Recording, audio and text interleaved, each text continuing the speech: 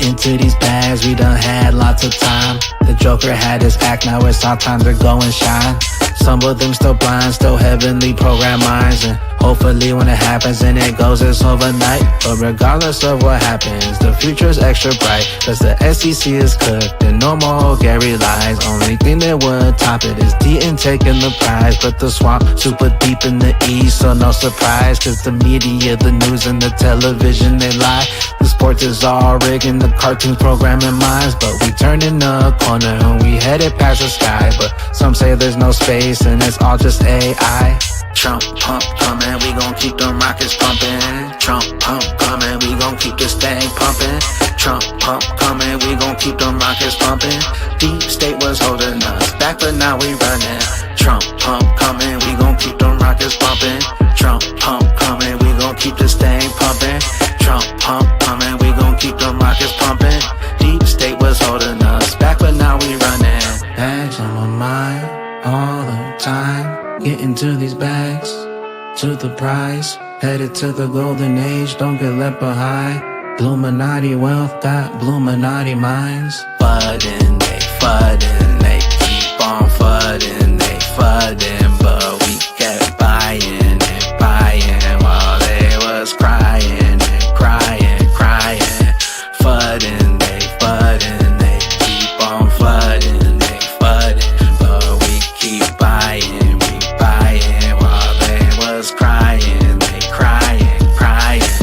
Bags on my mind all the time. Getting to these bags, to the prize. Headed to the golden age, don't get left behind.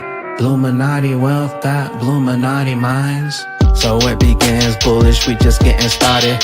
Rockets pumping, flipping switches out of here, watch it rocket. We told you it was coming and there's nothing that can stop it. Portfolios popping, rich glitches getting them profits. On coffee time they going crazy and we extra bullish. Cause we been stuffing bags and stuffing them to the fullest. We stacking up them ZRKs, little clowns, don't be foolish. Christmas coming early, I guess you didn't hear them birdies. 10X and waving, ripping and leaving these little earthlings. Headed past the moon, past Elon, we passing Mars. XRP pumping, blasting up off the charts.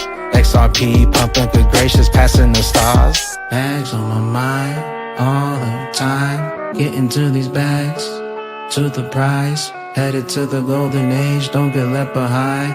Bluminati wealth got Bluminati minds.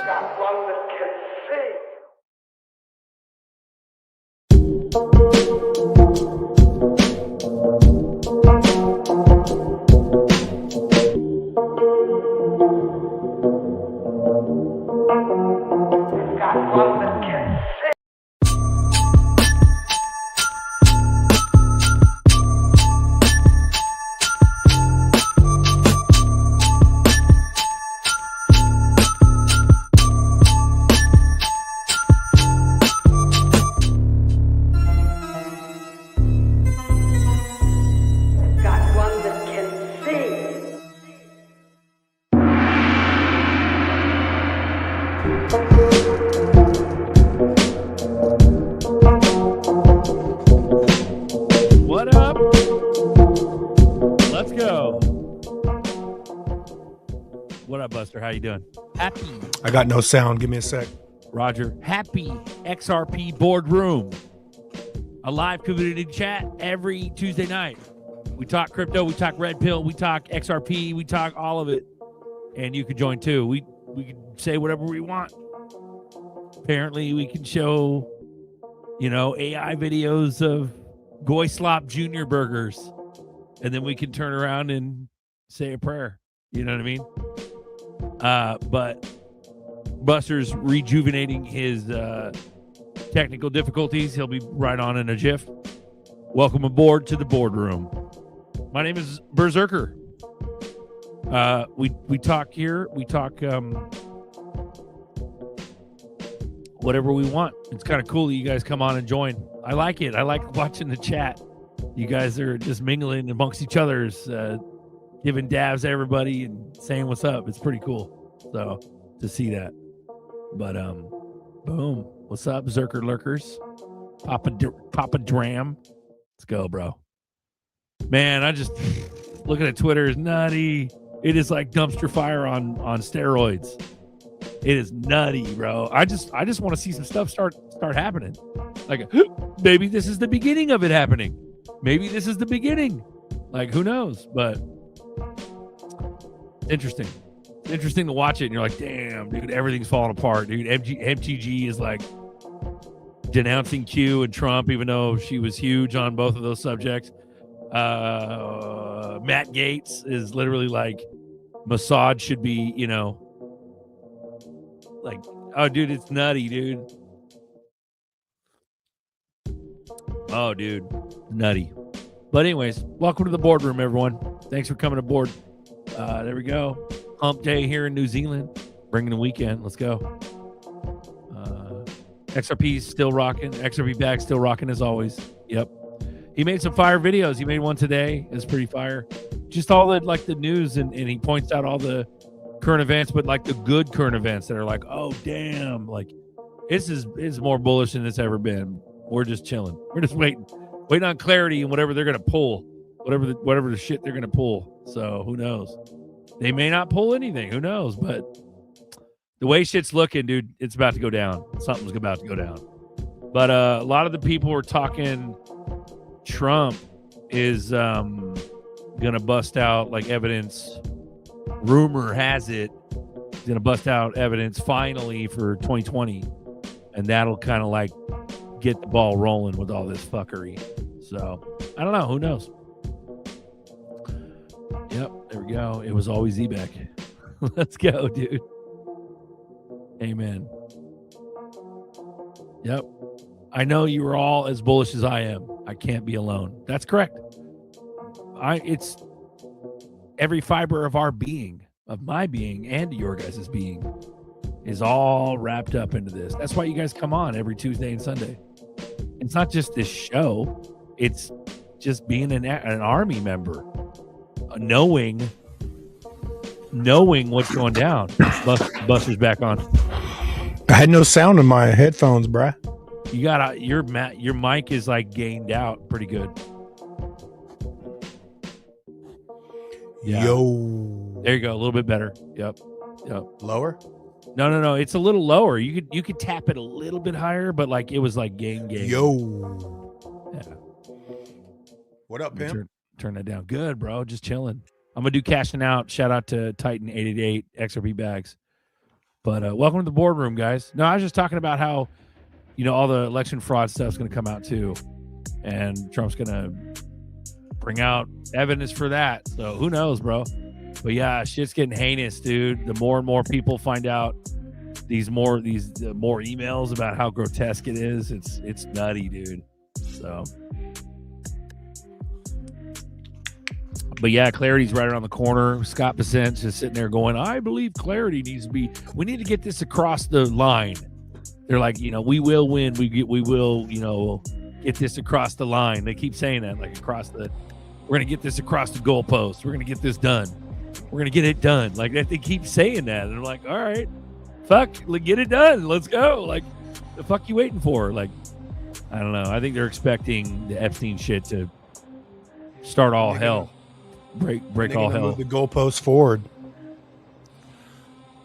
Are they ever going to move the goalpost forward? Well, I think there's going to be some BTC fuckery because DAI, Cowboy Crypto, Mr. Intuitive, they're all looking at, they're right, dude. A lot of stuff's talking about how not only is this Bitcoin shit all mixed up with the Epstein boys, is that it's also tied into ETHgate and Truth Labs, homeboy who started talking about ETHgate back in the day. Truth Labs is coming out again, dude, and it's getting Mr. I and DAI all fired up about ETHgate. So that shit's going haywire right now too. Nerdy, nice abs. What's up, pimp? Oh, hi. Some Japan shit. Hold on. Japan's getting bullish. They're finally doing that $500 billion investment they talked about. But that's not old. That's not new news. That's old news. So they just I guess they finalized it today or something like that. It's like a $550 billion investment in America. Sorry, go ahead. Here, this is what you're talking about. Yeah, dude. Hey, pull up the ETHgate fuckery with Truth Labs too, if you can. All right. Boom. There we go. All right. Confirmed. Gary Gensler really met with Epstein. Newly resurfaced 2018 emails are now confirming that Gary Gensler, years before becoming SEC chair and overseeing the lawsuit that froze XRP in the U.S., was directly referenced in coordination for a meeting with Jeffrey Epstein. The 2018 Gensler was publicly speaking about digital identity on blockchain and the future of crypto regulation at MIT, while Epstein was actively networking with top finance and tech figures. Just 2 years later, in December 2020, the SEC filed a lawsuit. Yeah. That's just the tip of the iceberg. There's like hella other connections. The Truth Lab shit is nutty. I'll look for it right now. So there's hella other connections that are tying it all together to ETHgate. So yeah, this Bitcoin shit is ETHgate. You know what I mean? Yeah. Fuck Narioff's still alive. He's gonna be talking in Vegas. Yeah. So the crazy part about all of this shit is basically they're admitting that Gary Gensler was basically instructed to take down Ripple because Epstein's and the Mossad didn't like it, and then they basically created that whole thing, and it's all within the emails. It's all there for proof that all that shit was a scam, and then giving ties into Lubin and all them and ETH and all that. So I'm gonna look for it right now. What'd you say that guy? His name was Truth Labs. All right, I'm gonna look for it. Yeah, we were talking about that shit for a minute. These dots. That shit connects right to Howard Lutnick and all them. Because Howard Lutnick and Jeff, they were like neighbors or some shit. Bruh.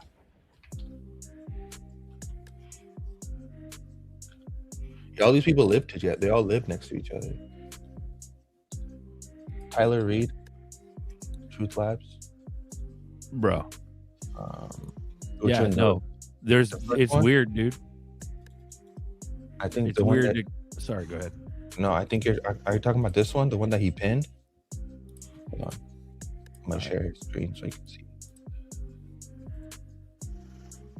Yeah, that guy. That's the same guy. Tyler Reed, yep. Dark Money Deep Dive showing blockchain evidence of relationships between some of the darkest money in tech, including the relationships between Wan Zhang, MIT, Epstein, Peter Thiel, and many foreign adversaries of America, including one that purchased and owned the domains killtrump.crypto and killtrump.eth. Yeah, there's a lot more going on. Is that the most recent one? He pinned this one. And not then the pin. Go, yeah, do something else. He says something about it's earlier today.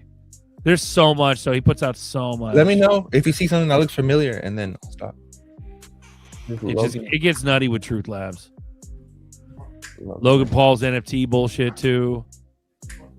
Blue Sky Epstein. That makes sense. That's just garbage. Yeah, dude, it's just nutty. If you go down this whole thing, it's about ETHgate and how Epstein's connected all of it. So in other words, you could look at Bitcoin and Ether as the same thing. But will something happen about it? Probably not. You know what I mean? You got fucking Root Network and all these other ERC dependent, shit, ETH dependent things going on. Who was the original founder of Coinbase? Binance or Binance, and it says crypto.com. They literally created. Why do they think they shoved it all in our face and they continue to? You don't see Uphold commercials on Super Bowl. You don't see fucking Ripple commercials on Super Bowl. I'm not saying Ripple is the sanctified one. I think it's evil as fuck. But whether or not they're the same kind of mushy circle as this, you know what I mean? It goes deep. Yeah, it goes deep. I don't know, bro. Let's have some people on and talk about it. I'm gonna drop the baby gates. Yeah, welcome to the boardroom. If you guys know anything, shit, talk about it. We want to know. This is crazy. Links in the chat, guys. 171 watching. Appreciate you guys. Happy boardroom. Dan, there's hella connections. Sandra Turnbow, $10 super cash app. Dan, thank you, Sandra. Thank you, Sandra. Cracking. Yep. Kraken's trying to copycat Uphold too. They're trying to get your paycheck, your deposit, and give you some percentage back. Wait. Does that mean that Uphold is actually the only innocent exchange? a lot of people talk shit, bro. It's crazy. They talked shit about Uphold, but it seems like Uphold's the only definitely legit one out there. Uphold they fucked up back in the day with like creds and shit. Remember we talked about that? But you mean, who knows, dude? I mean, it's not even American either. It's like British or some shit. Yeah, I forgot where it was. So Tim Shea, 777. Appreciate you, brother. He said it's for the red envelope. I don't know what that means though. that's the Happy New Year envelope. Oh, okay. Yeah, That's that. Good luck. Yeah. My Fire Horse. Everybody's StreamYard, talking about Fire Horse too. Sorry, go ahead. my StreamYard comments aren't loading up, dude. I don't know that's why I keep hopping off the show, but I'm having all kind of technical difficulties over here. Yeah. they dude. said they had when I came in the show, they had a warning saying that they're dealing with some issues right now. Damn.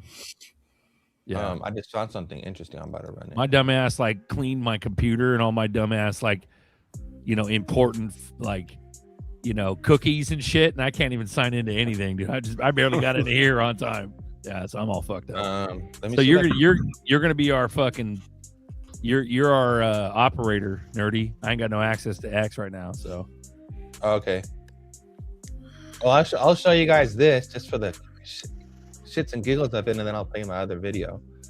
Check this out. So this is what I've been working on. Oh, you can't see it. No. Oh, you can't see it. Fuck. Never mind. I was able to figure out how to make a wallet. So that's what I'm gonna show you. I'm gonna remove that. Mark, I'm gonna add you. Marcus, what's up, brother? Thanks for joining us. I'm gonna play this. Then I'm gonna go over here and change it. Tim Shea, there's that 777. Thank you, Tim. Appreciate This it, is bro. not easy, folks. You guys try to do in the stream. It's just hard as fuck. Yeah. Damn, you still doing that P90X or what? You like that? Buster's been grinding, bro. All right. Here. I got all my teeth done too. Nice, bro. Right Fuck now. yeah. It's been like 2-month process, dude. Damn. Are you guys ready? Yep.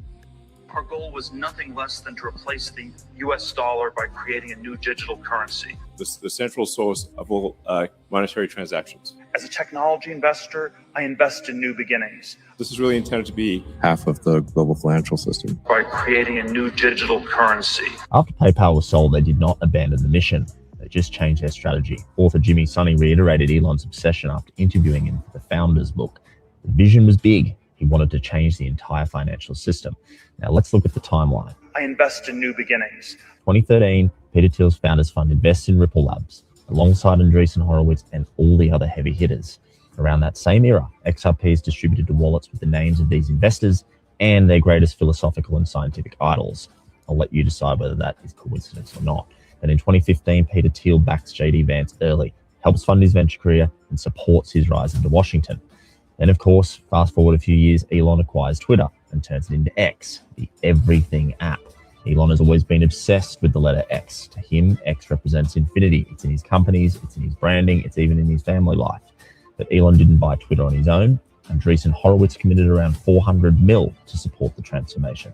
Qatar Investment Authority also chucked in and owned 50% of the Qatar National Bank. Both are tied to Ripple, one through investment and the other through partnership. Then the crypto president arrives. Using the state-of-the-art crypto technology, the entire ancient system will be eligible for a 21st century upgrade.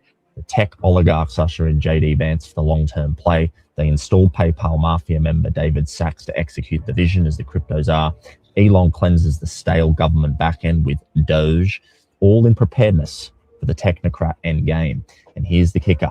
One of the biggest roadblocks for X has always been, We're just waiting for the final approvals to come through for the money transmitter licenses. It's just taken longer than expected. Ripple quietly hold more global payment licenses than any other crypto payments company. Are you connecting the dots yet? By creating a new digital currency. That's crazy, Ooh. right? Ooh, Fuck. bro. That is good. Booyah! What's up, Plumbing? Welcome, Hey. welcome to the boardroom. He Spice just it up. spoke the truth, brother. He just spoke the fucking truth. Everybody sitting on here's balls getting all shrunk up and shit, all this shit happening. But the truth is, dude, Ripple's the big boss. There's the big balls. They got the big balls in the room. And they always have, always will.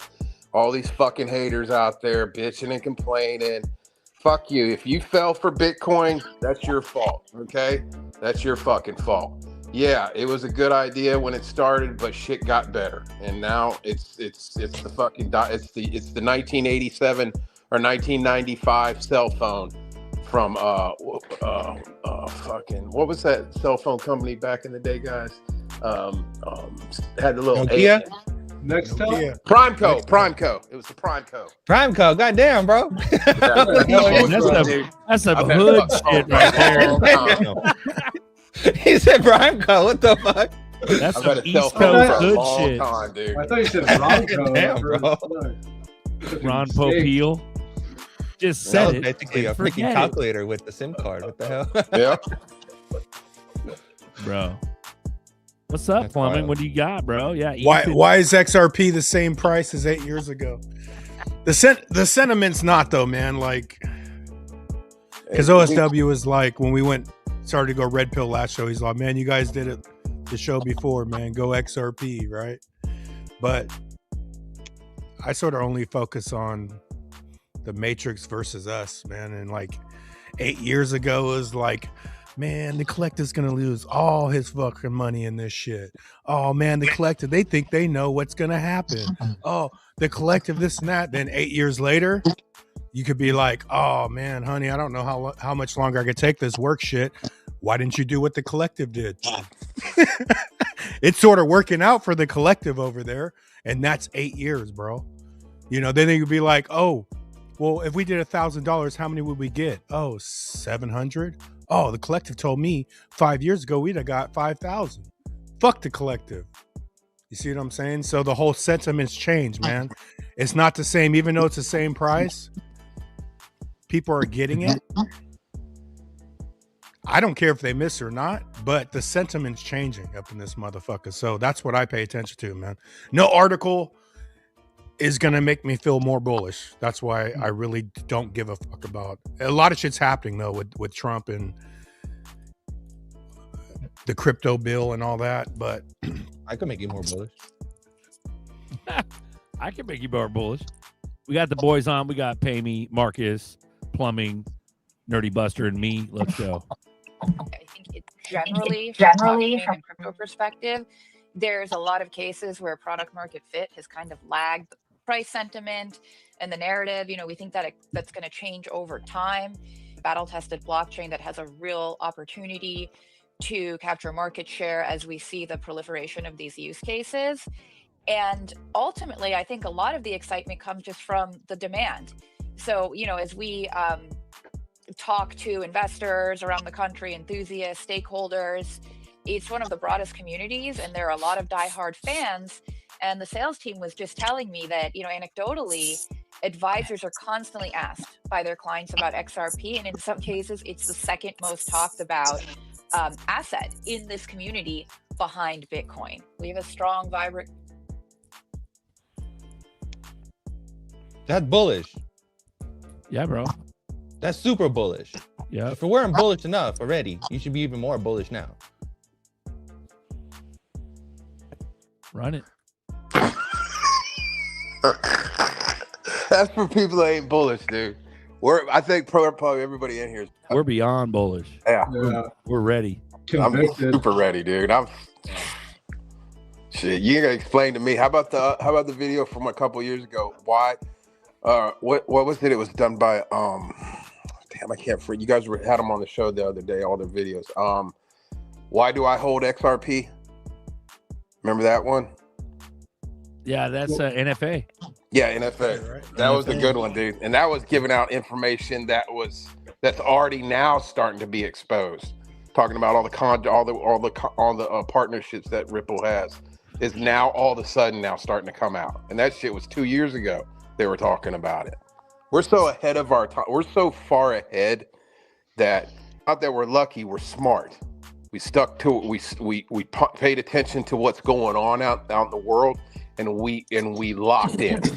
So tap yourself on the back because you did this. Nobody else did it. You did. You had to make the decision to get your ass up, to make the payment, to get what you need to get these assets. And everyone here that's done it has done it. And you're doing a good job. But yeah, if you need a little pep talk once in a while, dude, it's pretty much in everybody's face, man. Ripple's the big boss. They're gonna be they're the ones carrying it. And you know, like I've said before, the only thing that I'm really concerned with is the switching of a system. That's what I'm only concerned with, because they could throw all this shit out there they want. But if we go down and a new system comes up and we can't access our shit, that's scary. That's scary. And it's a possibility.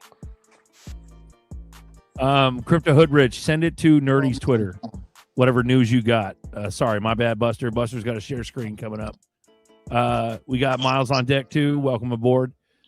At NerdyX90, just like it says on my thing. That's my handle. So yeah, just send it to me. Just DM it to me. Well, we're pumping up, dude. Tuesday nights seem to be your guys' favorite night. We're like 240 already out the gate, and it's only been like 20 minutes. That's good. Let's run it.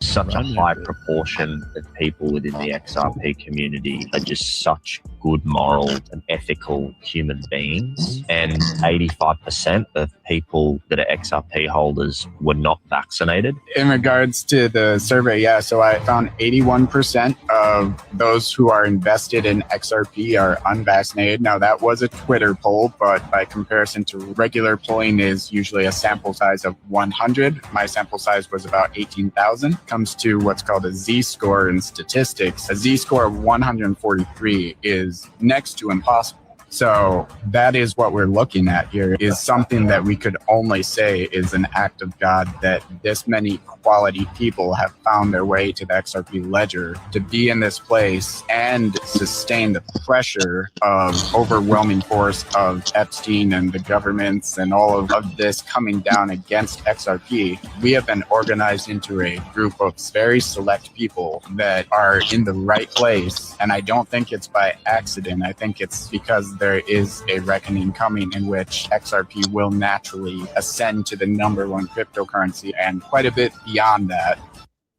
Whiskey, won't you go? Such a high proportion of people. Bro, that's crazy, dude. Isn't that crazy? Reaper Financial guy? Isn't that who that was? I don't know. That's Buster's video. Where'd that come from, Buster? Yeah, it's from Cashew Nate, but that's the that's the chosen. That's that chosen shit. You know what I mean? Yeah, that's a dope statistic. I ran across that today, so I was like, oh, I'll save that one. Here's some gematria for the day. You can't make it up, dude. You guys hear that Reverend Jesse Jackson died? No. Yep. So I ran his name and XRP the Storm, dude. It's fucking here. Shit. Well, they say JB because his last name starts with a B, and they say 4 days after JB is the last time you can buy XRP. That's another one. Damn. Who knows? Who knows? Can I segue? Yeah. I'm trying to segue. The CC Canton coin. From the last time I was here, right? Just to see has anybody done any research into it? Crickets. Crickets, bro. Crickets. You're the boots on the ground. That's unfortunate. I've been listening secondhand.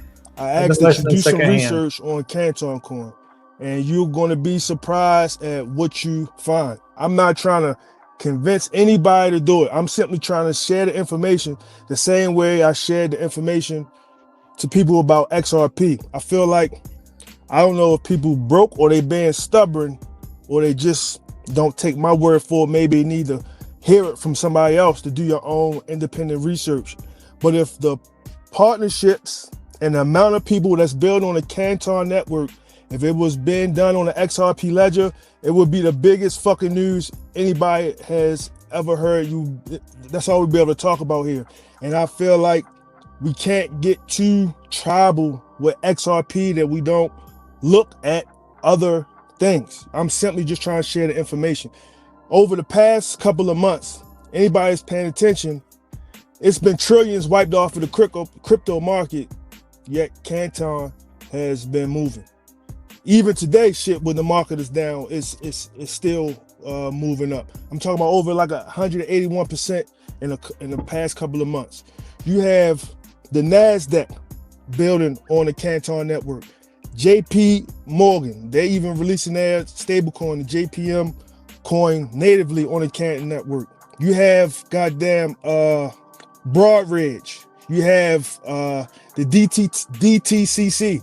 We're talking about, and they house trillions and trillions of dollars. There's more assets, RWAs, that we talk about coming to the XRP ledger. There's more right now being done daily than has ever been done on the ledger. They hold more RWAs than every other cryptocurrency combined right now today. Like, and I'm not doing it any justice trying to explain it to y'all. That's why I said, just check it out for yourself and see what you find. And you may be surprised. Even the tokenomics are incredible. They use a burn to mint mechanism, which actually benefits the token holder due to the usage of the network. Unlike other networks with bad tokenomics, you get minimal fees. Like, for instance, XRP ledger, there could be billions running across the XRP ledger, but the transaction fees are so minuscule that it doesn't even affect the price of XRP. That's how you hear so much fucking information coming out about the ledger, but you don't see any movement in the price, right? So I'm just trying, the same way I was trying to spread the news about Flare, and for almost 3 years, and people weren't listening to me, and then now all of a sudden people start understanding what Flare is. Well, I believe that Canton is the same thing. Like, this project is massive, and it didn't just start. It's been out since fucking 2014. Over 10 years they've been building these relationships, but it didn't release a coin until last year.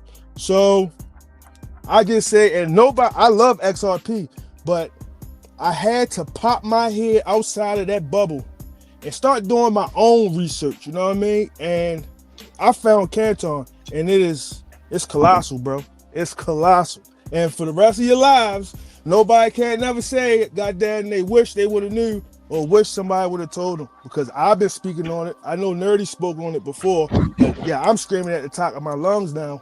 I'm more bullish on this project than anything else. And I love XRP, but it ain't about that. It's about goddamn making money. I'm here to make money, a lot of money. You feel me? And I just feel like this is a strong project. All right, that's my rant about No, you're good. I just want to give you a backup, is that the chat, a lot of the guys in the chat, when you come on, you talk it. When you come on and you talk Canton, Tammy, I can hear you. We can hear you. We can hear you. Yeah. So when you get on and you talk Canton, a lot of guys in the chat are saying that they're getting Canton. So they're validating what you're saying. Hey, pay me. Don't forget, February 18th, the stock goes live. Tomorrow, Canton stock goes live. Oh yeah, the new DAT company, Digital Asset Treasury, Third Moon, the first, and this is the first DAT that's Digital Asset Treasury that's actually on said network. They've rebranded their name from Third Moon to Digital Asset Holdings, and yes, it does go live. I thought it was tomorrow. That's tomorrow, right? What's today? Yep, it's tomorrow. Yeah, tomorrow. Yep. Right. So, and just like these are numbers, right? I had it all in my phone. I don't have them right here. Okay, this just an example what I was talking about as far as the price moving, right? From the 1st of December to February 13th, so a couple days ago, right? The market has, first the market lost over 2 trillion within the last 5 months, right? And then from the 1st of December to the February 14th, the total crypto market shared over 850 billion, nearly another $1 trillion.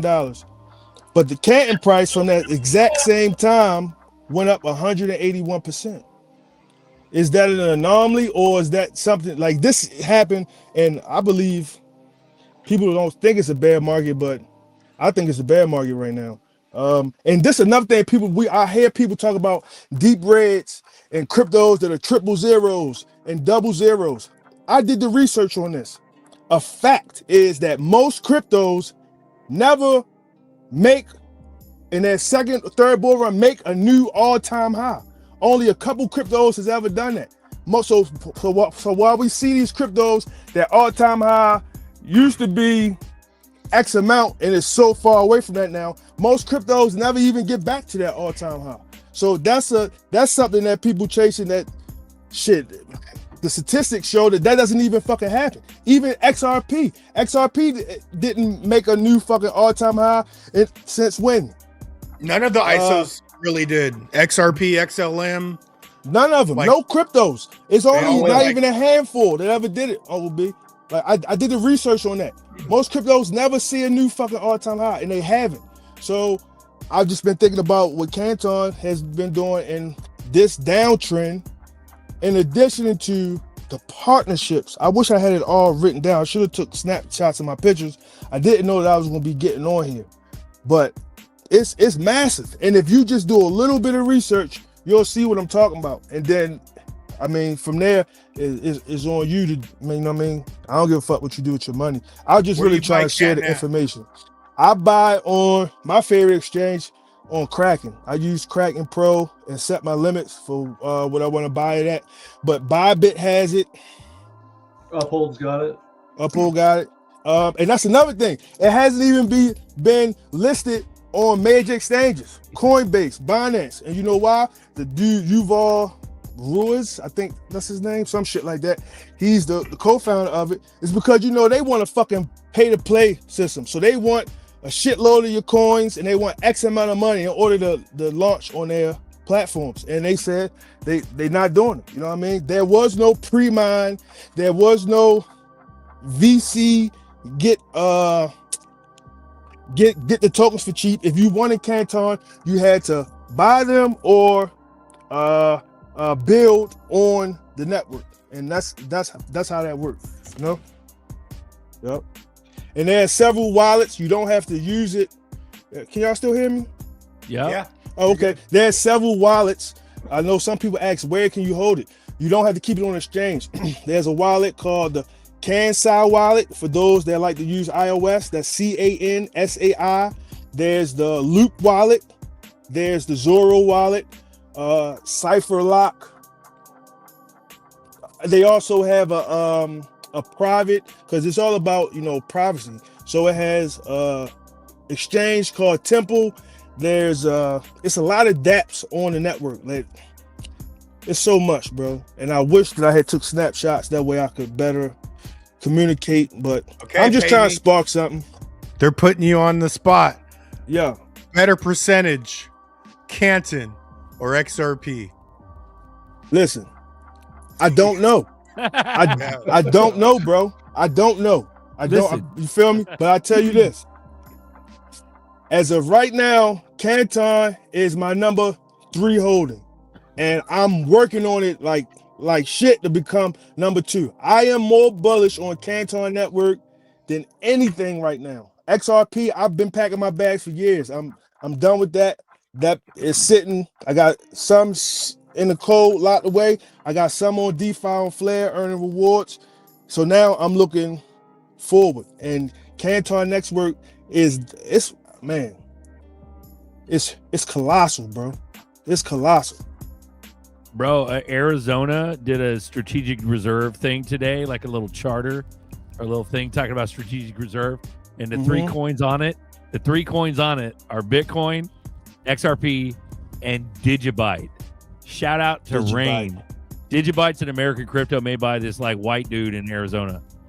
So, but shout out to Rain. Rain used to rep Digibyte back in the day, bro. Y'all used to rap that goddamn Safe Moon too. That motherfucker just went to jail. No, not rap, rep, like represent. I know, Like- rep. Y'all used to rep. Oh, it. okay. Y'all made the song and everything. Well, no, the Safe Moon, that was a joke. Yeah. But the Digibyte, I can't believe that shit's Did on. y'all know he went to jail? Yeah. Who? Like The guy couple weeks from ago, Safe right? Moon. Last week? Yeah. Oh, yeah. But Safe Moon was the first rocket ship. I mean, dude, I made like 30 grand off like $200 Nice. Damn. on Safe Moon, bro. Damn. But that was the first rocket ship that I ever purchased. That's why that song is well represented, bro. Like, It is funny too, dude. And I wasn't even hanging out with them when they made that fucking song. You know, to be honest, you guys already made that shit. But Z-Back Flair, Don't Sleep on as a How. Bradley B, let's go. Yeah, it made me smile when I see people talking about Flair. Right on. They're about to lift the what is called? Shit. I'm having a brain fault. Not the vault, the cap on Firelight. For those that know about Firelight and wanting to get in on that, they're about to lift the cap on that, I think next week. Isn't something happening with XRP Dex or some shit tomorrow? What is that about? You guys know anything about that? Just an upgrade. That's all I heard. No. Some Dex shit. Everybody's getting like hyper bullish about it, and it's kind of weird. The DeFi lending protocol going to be finally the XLS or one of those adoptions that got voted on that we were referring to. I think that was the deadline. We got what's up, guys? What's up? We got what's up, Crypto Navi's on, and then we got Safe Moon Sly. Look at this motherfucker. He's got look at this. I was always on the top. Been having some connection issues. So do you guys talk about the selling of all the big players in the stock market dumping about $1 trillion worth of stock in the last few days? It's got to be up to probably $1.5 trillion by now. It is a fire sale. They're dumping the market like crazy. The freaking whales are dumping their bags in crypto.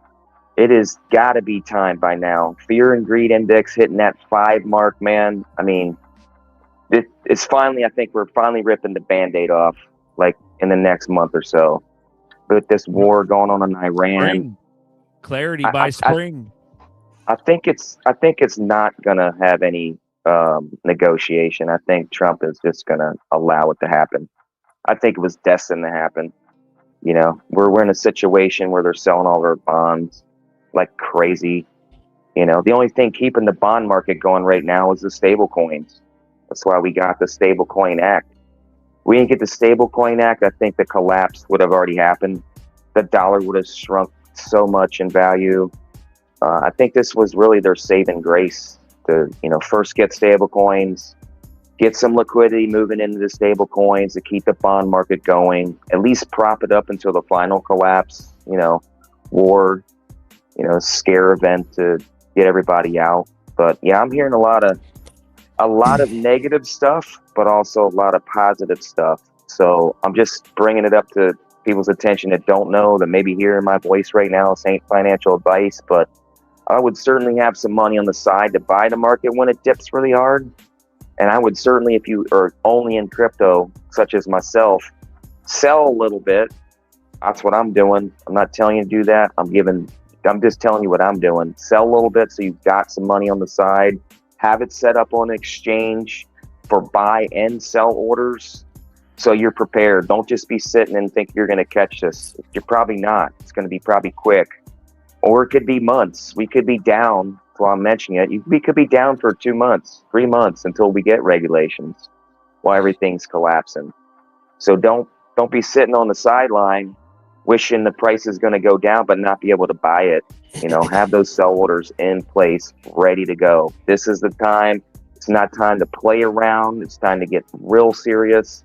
This is honestly, I think, one of the last opportunities we're going to have to be able to buy really cheap crypto. I think we're going to 50 cents, honestly.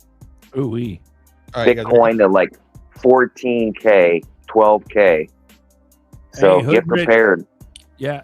Amen. Hood Rich Nerdy said he sent something to you on IG. Okay, I'll go look at it. But check this out. This is what you were saying earlier. This is from a DA. China saved Ethereum Foundation from waxing. Epstein and Bitcoin Foundation through MIT. MIT partnered with waxing. Nothing at all to see here. Literally, it's connected. That's what I'm talking about. That's the fucking EC. Literally fucking connected. And then you go into fucking DAI, bro. He's no, you going to Justin Sun, bro. You go into Justin Sun. You go into Vitalik and how these motherfuckers were in the room while Ripple was developing shit, all chilling around Stefan, because they all copied Stefan. Ethereum is a fucking copy of fucking what Stefan was trying to build with Codius. It's literally a fucking copy of that shit. So, but they couldn't do it because they didn't have the generic ledger. copy. It's a generic Copy, but they couldn't do it because they never had the ledger. Even till this day, Ethereum is fucking struggling because they don't have WASM contracts, but the XRP ledger does. Dude's a how, by the way. But we have all that. One chain or whatever. Yeah, think of. I want people to think of XRP ledger and the whole ecosystem as similar to Avalanche. How Avalanche has an X chain, a C chain, and an A chain or whatever. Think of the XRP ledger in the same way. The XRP ledger is like the X chain. It's the main chain. It's meant to do finance. It does it for a reason. Fast, secure. It does it for a reason. It doesn't really need smart contracts in that manner. Then you have like a C chain, which is a contract chain. Think of that as a Zahao. Zahao you still have the same R address. It's the same shit. You're still using the same consensus. Still on the XRP ledger, but now you have smart contracts. Same shit with Avalanche. Think about it like that. And then you have like a bigger chain, which is Evernote, right? That's like your cloud provider or like your hosting, for the blockchain and for your dApps. You put them all together, you have a whole damn ecosystem. You literally have everything you need to run the world. Literally, fucking everything, which is crazy. But I don't see how people don't see it. Bag holder, we're not that far away from it, bro. XRP, dude, if BTC fucking tanks, ZRPs are gonna fucking tank too. That 50-cent price, he goes, XRP would be dead if it goes to 50 cents. What planet are you all on? Not really, because BTC wouldn't ride it. BTC wouldn't ride all the way down to 50 cents. They'd be exiting into another crypto or selling it.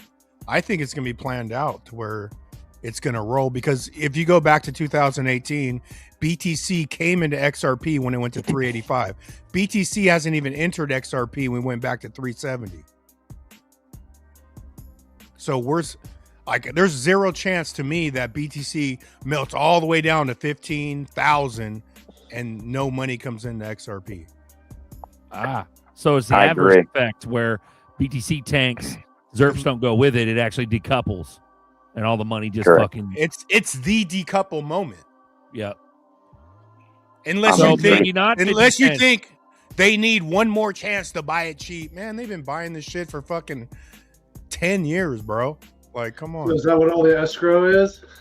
The people that have big Bitcoin positions, that way they don't have to buy XRP after. Well, why would BTC and like Ethereum? We haven't had the trickle down.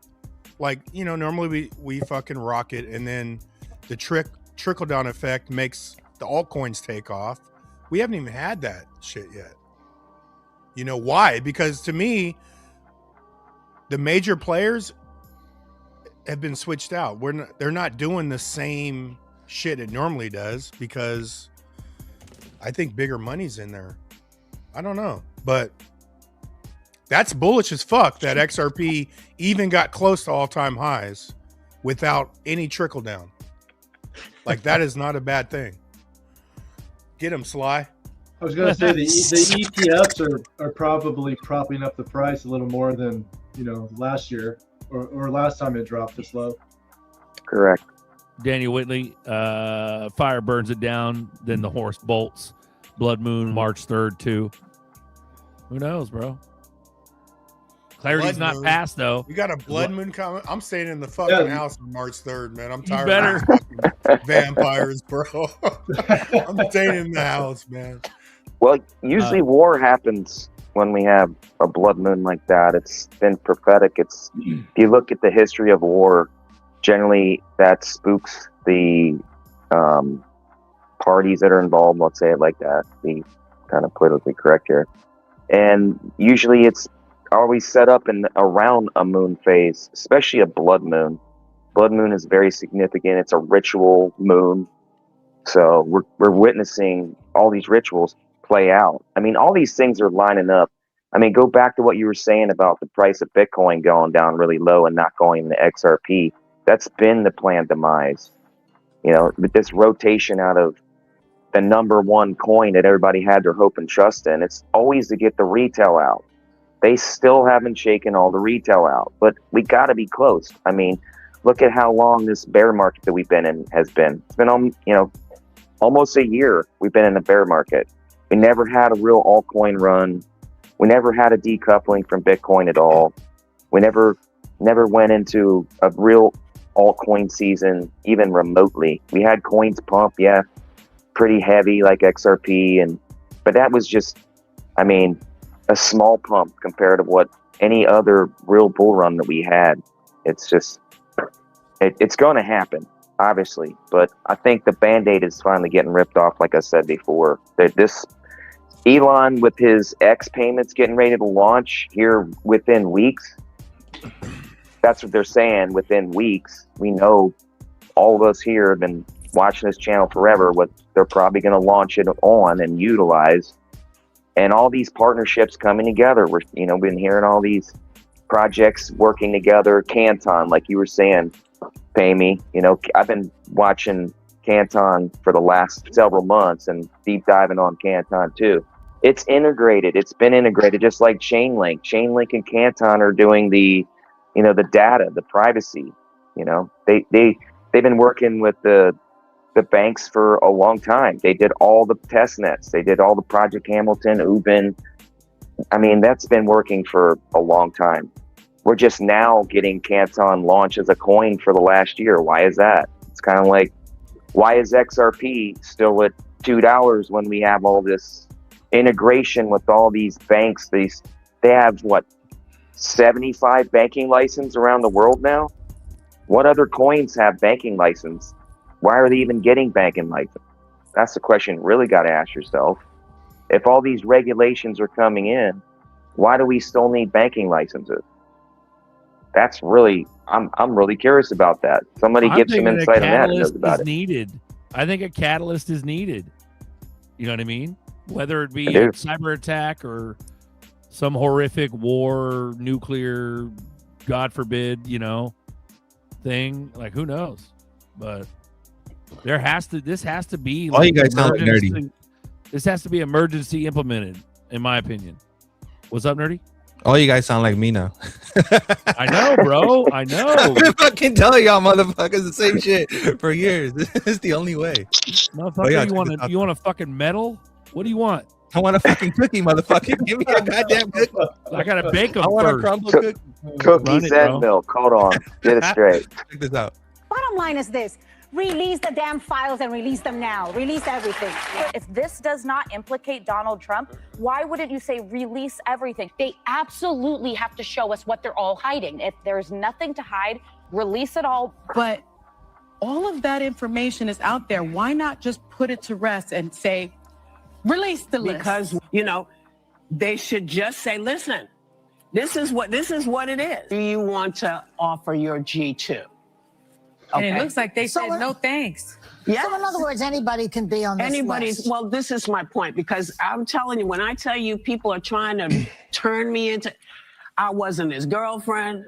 You used to have facts before you said stuff. But Trump is on the list 38,000 times. Well, I can't speak to him, but I'm speaking about me because I'm getting dragged. People actually believe that I was with him. He drops like 300 names. Yes. And it's like flood the zone, because when you're looking, there are people like Marilyn Monroe, who's dead. Elvis. Yeah, a lot of people, because a lot of the reasons your name can be mentioned are news articles, third-party emails, contacts. Again, who watches wealthy, this shit? famous people often cross in professional and social circles. That's not the surprising part. Liberals. Bro, I could never. It's almost as bad as Jim making us watch The Spell the other day. Whoopi Even the View can't even keep their shit straight. It's just hella funny because that's the most normie shit you can get. That's the most normie base level you get is the View. That's like all Karens, but that's the Whoopi general ate fucking babies, public bro. right there. Nobody got time for that. Whoopi ate them babies. Whoopi, they're all freaking out, bro. That's what I'm saying is why I'm bringing it up, because it goes along with the same shit that we're talking about a catalyst. There's only so much shit that can be stirred up and happening all at once until something breaks, right? You can't have an Epstein thing, you can't have a financial thing, you can't have an immigration thing, you can't have a war thing, you can't have a president thing, you can't have a health thing, you can't have a tech thing, all happen at once without something popping. Something has to blow at some point in time. But it seems like we're reaching the precipice of that moment to come. Yeah. The fact that you have to sit here and explain to people about Epstein things and the fact that, like, they were showing those old bitches talking on TV, how much time that takes up in everyday media time is the goal of the money masters. This is the key. To look this way, pay attention to the shit over here that has absolutely nothing to do with your everyday life. Nothing. And none of us in this fucking boardroom know if any of this shit's even true. We don't even know if the fuck Epstein even exists. This is so much fucking propaganda that it's in the way they can use it now as a tool to manipulate anything, like they are with crypto. We're going to add Epstein to it. All right, so look, Epstein is added to this list of this Bitcoin shit. Look, guys, look, and XRP. Oh, let's do XRP, and it's a way to discredit everything they can. All you gotta do is add Epstein to it, and that's it. Yeah, I'm not investing in something Epstein touched. Well, do you even know it's Epstein? None of us know this is real. Everything we've heard is from the television. That's it.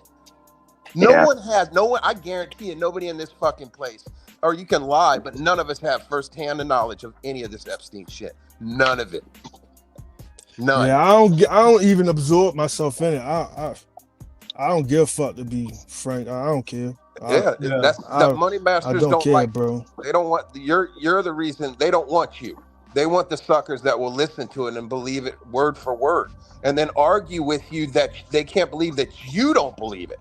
I mean, the idiot box is telling me this, and I can't believe you don't believe it.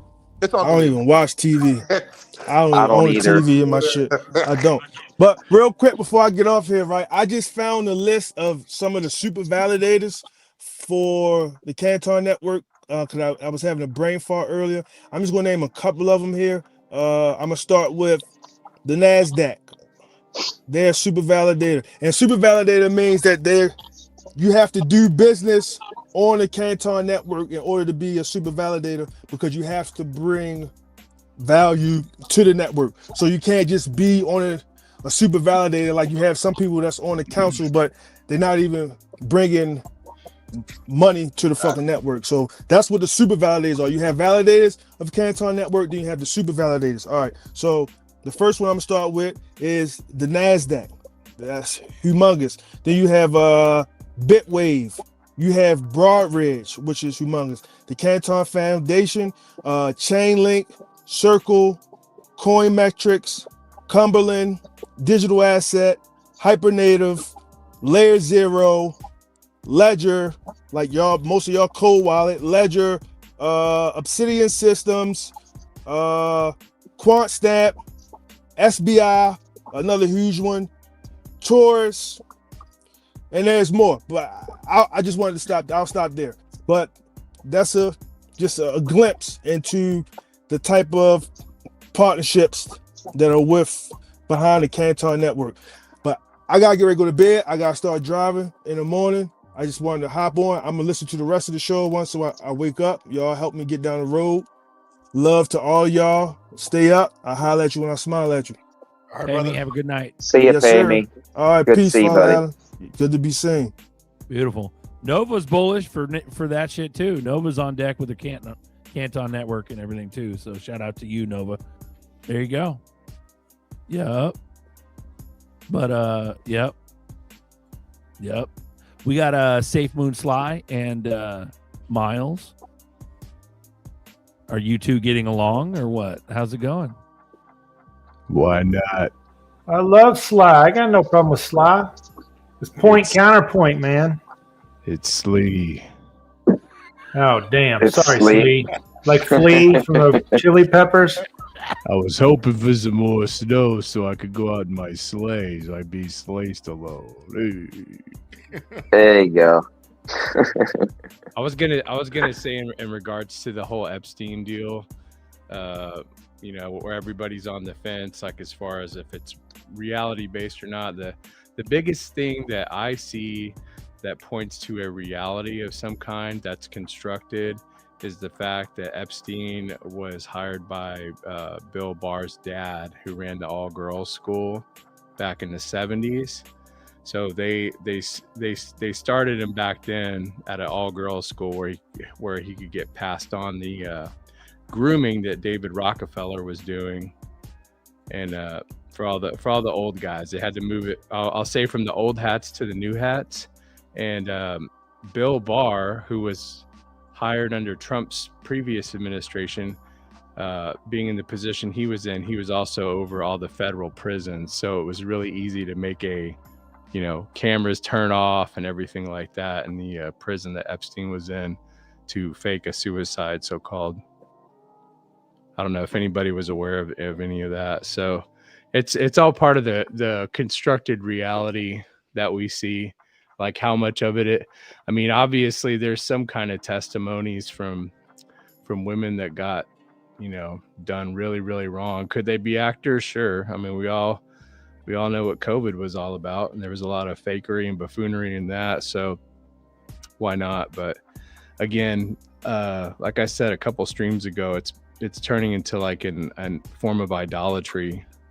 Epstein everywhere, like no matter what, all online. So, and then before I forget, Marcus, I'm gonna put some videos in the private chat. I'll put the links in the chat too, but it was in regards to your question about like the Bible versions, and I found one for you right after that, where this guy who's like really good with better than me with the King James, he does something called biblical numerics, which is similar to gematria but not quite, and he did this really interesting thing with Grok, and I just will let you watch it because it's like an hour long, and the chat can watch it, and you guys can say whatever you feel next time, and check it out. So, in this, if this clip is distracting, I'll change it. That's just something I shot like a couple years ago when I got a new piece of camera gear. It's like for shooting like display items, like if you want to do like jewelry and stuff like that. And then it's got some VFX on it. After that, I put some music to it too, but I didn't figure that would be worth putting up on there. So there you go, bro. Really cool. Is that a 1611 Slee? Is it a 1611 or a 17? What? I don't know. I got a 1611. The cover looks a lot like that. Yeah, I think it's more of a. I have three different 1611s. I got one that's waterproof, and it's the same as the inside of that. And then I got one of those big giant. When a robber gets into your house, you literally pull it out, and it's like the Word of God, concussion level size. Like you don't want to drop it on somebody's head. In case you want to be a Bible beater, you got the right size book. They say Bible thumper. You're getting thumped for sure. But yeah, and other than that, it's exciting and scary times we live in. So sometimes we gotta reflect back, regardless of what we all believe. Like sometimes we gotta pull back from the crypto and still realize that no matter what, at the end of the day, there's what our hopes and dreams, and there's reality. Let's just hope reality is really good on this side. I don't know if it ties into what you were talking about, Slee, but I saw a documentary quite a while back about, it was an organization, and it was tied into, they would groom these women for wives for the elites, and like Melania was one of them.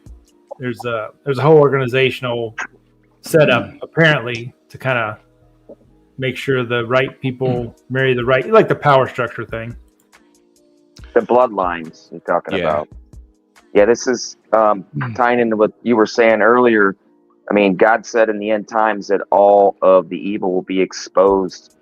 This has been an acceleration of that in the last few years. We're getting all those downloads because God said it was going to happen. I mean, I know some people don't believe, you know, what some of us believe here. I'm just telling you the facts. The facts are the facts. It's written in the Bible 2,000 years ago. This is what we're witnessing. Unfortunately, you know, it's getting diluted and it's being pushed in the side, and, you know, they're hiding things still, but it's all coming out. You can't hide it anymore. There's too much people that are smart and can dig into all this information and leak it. So it's good. It's good for many reasons, because people can start to see how evil the world really is, and the players that are really involved in the world that are manipulating all of us. And people can make a choice now with some education, you know, if they choose to.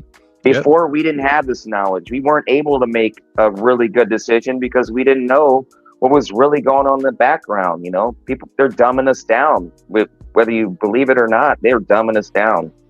They're dumbing us down with TV, with social media, and everything else. 60% of Americans cannot read. They are illiterate. 60? Fluoride. There's a lawsuit in California about fluoride being a neurotoxin that lowers IQ points in kids. I mean, they've been dumbing us down a long time in a lot of ways. There's a student that sued her school, her grade school, because she graduated without knowing how to read. And see, I think I think that they all get Chromebooks. They all get Chromebooks, and the Chromebook does the text to voice for them, and then that's how they write sentences, and they use their phone, their Google image, like their Google camera thing, to scan the page of a book, and the book reads it out to them. I was watching. That's ridiculous. It's all good. I'm sure AI would not fool with our communications in any way if we all had to rely on voice to text. Yeah, Hey, I was going to say. Check your DM. I was going to say to what Navi was saying in Daniel 12:4. It says, "But thou, Daniel, shut up the words and seal the book, even to the time of the end. Many shall run to and fro, and knowledge shall be increased." So that's not necessarily a good thing. You know what I mean? In that more of an end time scenario, because it says many shall run to and fro. They'll be going back and forth. And what I was thinking about when Nerdy was talking about the percentage of people that cannot read, I mean, people have been trained with emojis, and that's all fine and fun, like for a lot of our generation. But for the next generation, it's like a modern form of hieroglyphics. Exactly. How long before people are speaking in emoji? Yeah, you think about that. Think about how far back that symbol goes for the power button, the 0 and the 1 for your power switch. I started noticing, like, damn, that's a good symbol. And then it's like there's all kinds of them coming out. And you think about symbols, talk about your coins. Think about all the symbols of all these crypto coins, dude. They're all memorable icons. Exactly. It's idiocracy. That's exactly what it is. It's the dumbing down. And there's another part, Jim, when they're talking about how the interviewer asked the dude.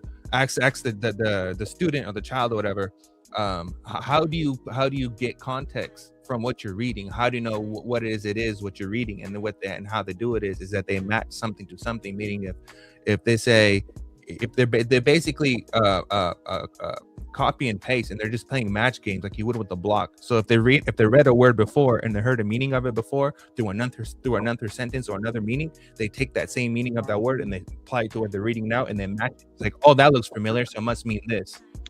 But they don't know what the fuck they're reading. They have no context of what the hell they're reading. They're just basically matching shit. Anybody remember the movie Rollerball? Oh yeah. Oh yeah. That's what they did. They converted all the books to the computer. Then if you want to look something up, the books went missing. Oh, can't access that file. It's going to be kind of like that, I think. It's like, oh, now everything's digital. Oh, we lost that. We lost that 100 years or whatever.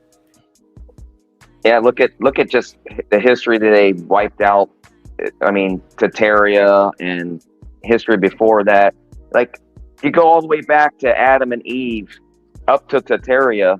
Where is that history? Where's that documentation?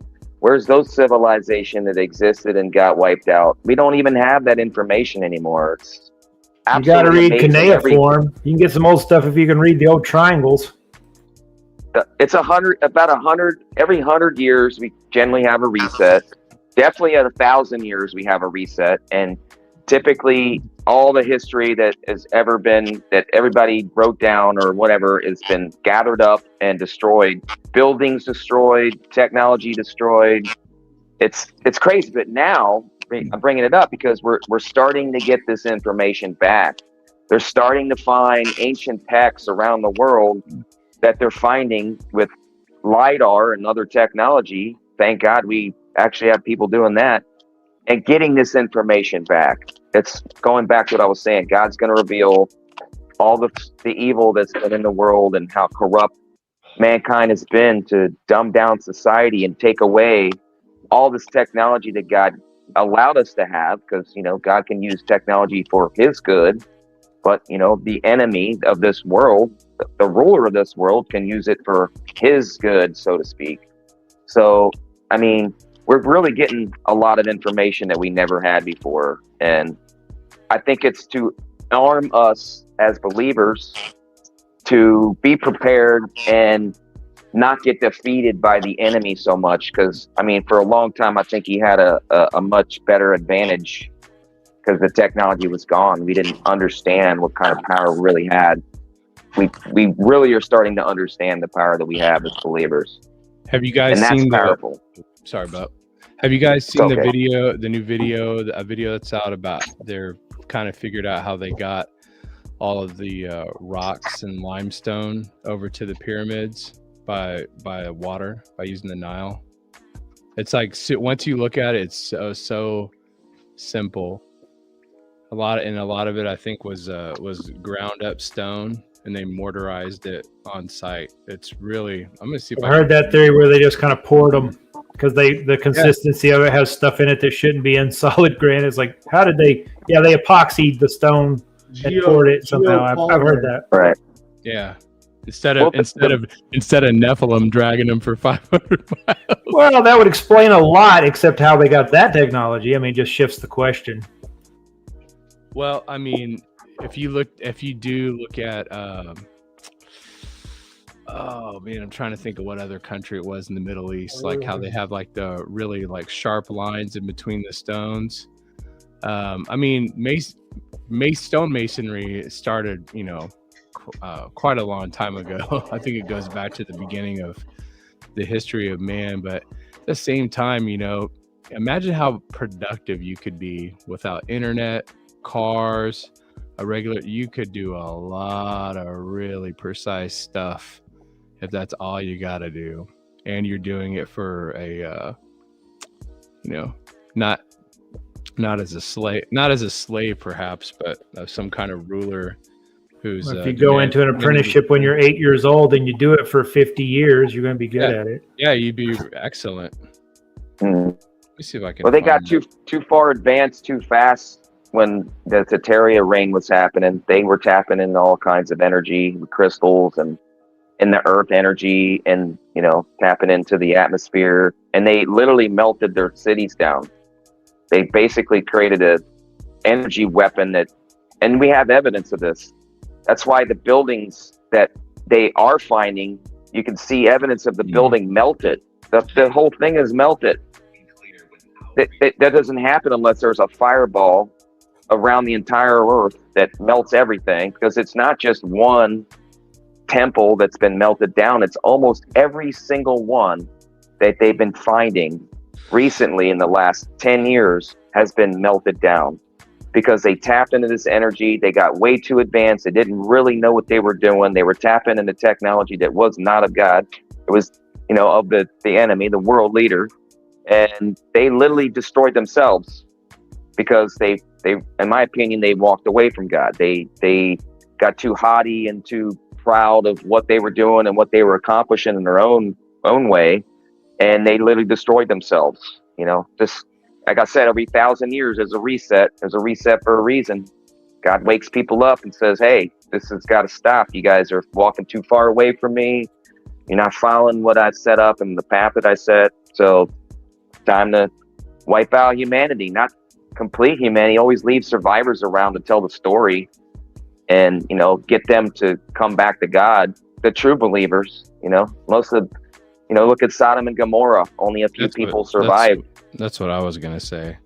And that was just for a particular kind of wickedness. Quincy with the $1.11 bomb. He's a true believer. Correct. Thank you, Quincy. Nice segue, bro. Hit that donation button. Hit the like, 160 in here. Let's go. Calling you Segway Steve over here. Hey. Hey. John 3-3, Book of Eli, a new classic.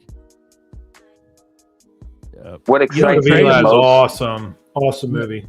A lot of emphasis is not on cannibalism and how spread it is with the whole like Canaanite bloodline and all that. It's not, people aren't even like, much less like the whole rape, child trafficking. They're not even ready to even talk about remote cannibalism. And I think that's a mandatory thing with these Satanists. Everybody eats babies. You have to be like, it's crazy, bro. McDonald's. Yeah, right. It's not just McDonald's. It's all of them. Somebody was talking about that. They said, every single one of them. Yeah. They said, forget the Epstein list. I'm ready to see. They said something, and it was like some truther page.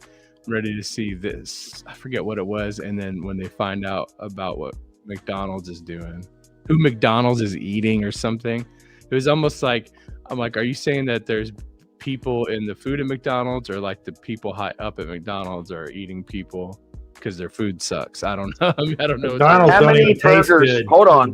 Here's the reality. How many burgers are sold an entire year? How many cows are in the world? Okay. And just take a percentage of the beef that's on the label, supposedly. They said they would need like 1 million and cows add it a up. day to supply Add it up. McDonald's. Well, I watched, I think it's called Food Inc., where they showed the, like, when McDonald's started up until now, and like all of the beef supply, I guess, when did McDonald's start? Like the 50s or 60s? I think 50s. I think 50s, yeah. Yeah, like they're responsible because of McDonald's. That's why the world, but specifically America, has this gigantic beef supply. So, but I'm cool with the speculation that it's not 100% beef. I knew somebody who went around and worked for like a food inspection company, and what they told me about, like, when they had to go in and try stuff, and I was like, okay, well, what's going on with Taco Bell? And they're like, it's all the meat at Taco Bell is only 80%, and the rest is filler. I was like, what's that mean? She's like, whatever it is, water, sawdust. I was like, I think there's probably fingernails at least. Horse. Onion flavor. What is it? 5 years ago, they lifted the ban on horse in America to be able to be sold as a food. Have you guys ever thought about that with horse? I'm not saying I would try it, but the Mongolians, that was their diet, and they conquered a lot of stuff eating nothing but horse. It's a lot Mostly of meat. Horse. It is. It's a lean meat too. I'm okay with horse. That's what I'm saying. I'm okay with that. I just don't want to eat rat or any kind of crazy other kind of meat or any, Horse is pretty much kind of grass. people. Right?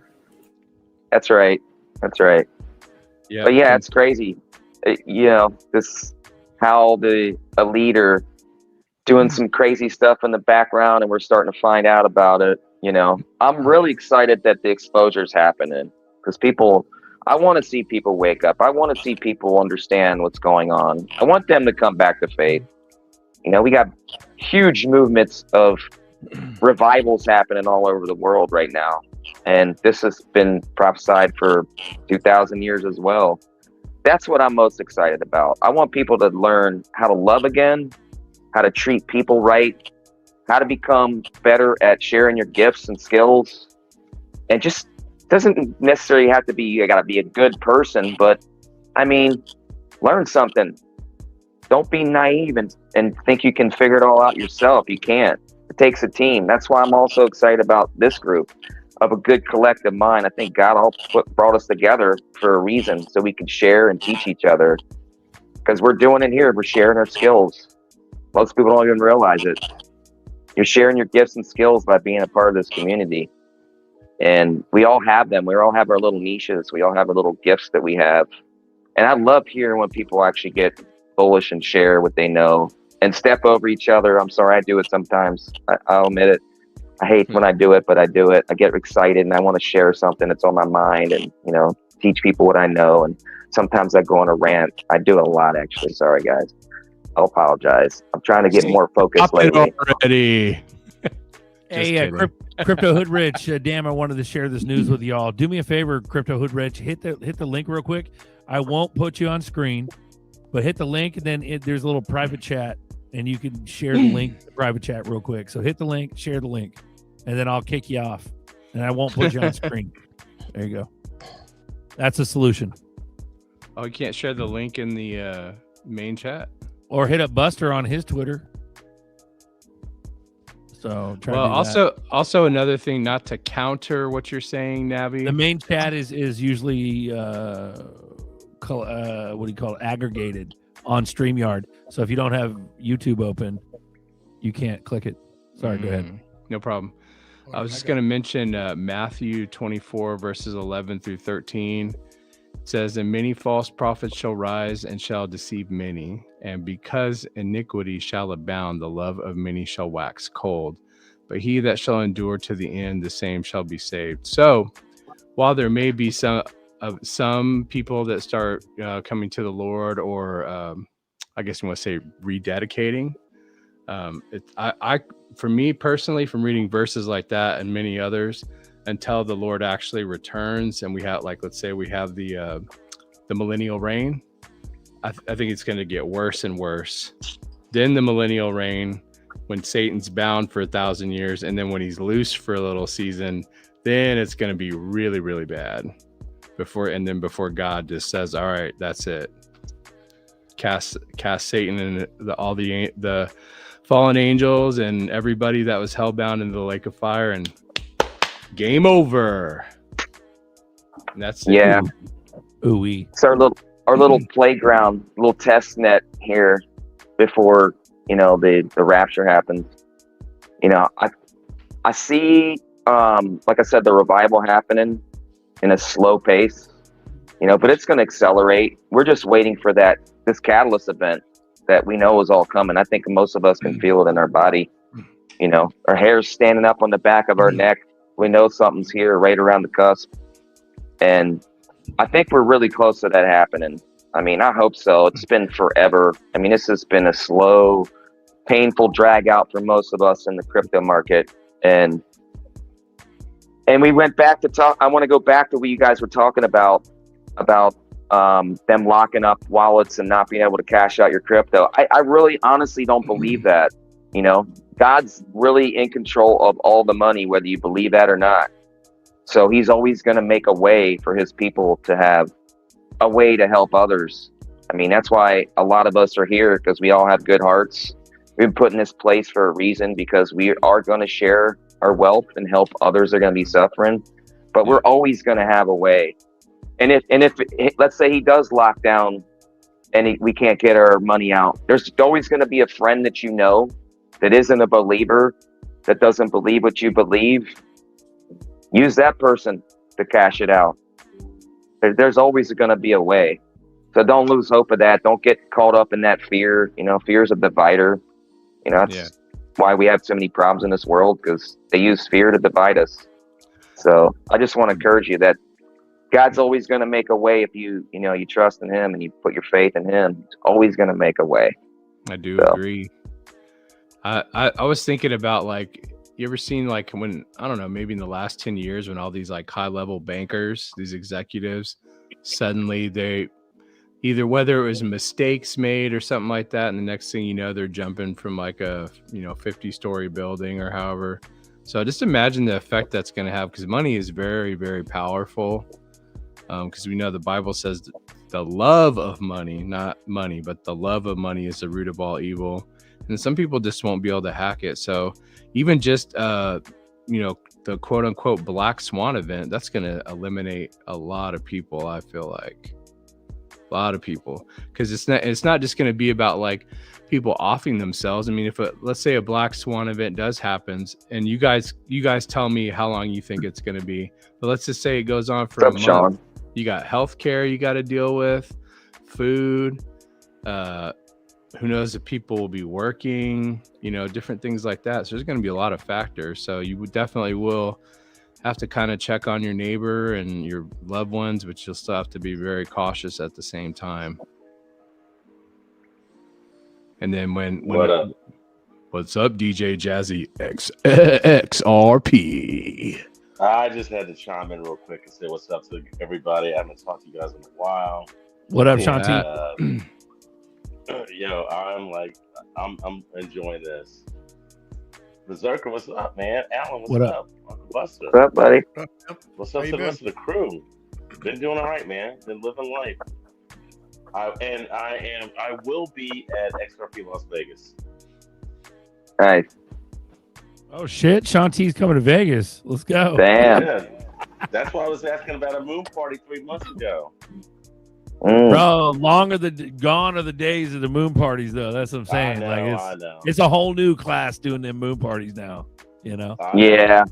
Or the meetups. They call them meetups or whatever. You know? Yeah. But I just wanted to say what's up to everybody. I know I gotta get up early, so I'm about to go to bed. But I just wanted to say what's up. I've been tuning in. Boardroom, coffee time. It's all good. Beautiful. I'm gonna hit you up, Sean. I got my Wi-Fi calling working after like 6 months of figuring this stuff out. Okay, yeah. Gonna be able to get in touch with a few of you guys. I know none of y'all really want to do WhatsApp, and whatever reason, I don't blame you. I don't like using anything I'm not familiar with, so I'm gonna hit a lot of y'all up. I'm ready to go back to streaming a couple days a week. Oh, and I miss the crew, man. I do too, man, and I like the spiritual talk tonight, so that's why I chimed in. I'll be more focused on that. You know, I really centered my life back to God, and I stopped looking at my problems and my, past regrets, and I've just turned a whole new chapter. You know, a lot of you guys know I got a beautiful woman in my life now, so that's part of it. So it does help to have a support team, you know. Hey, Alan, me and you both.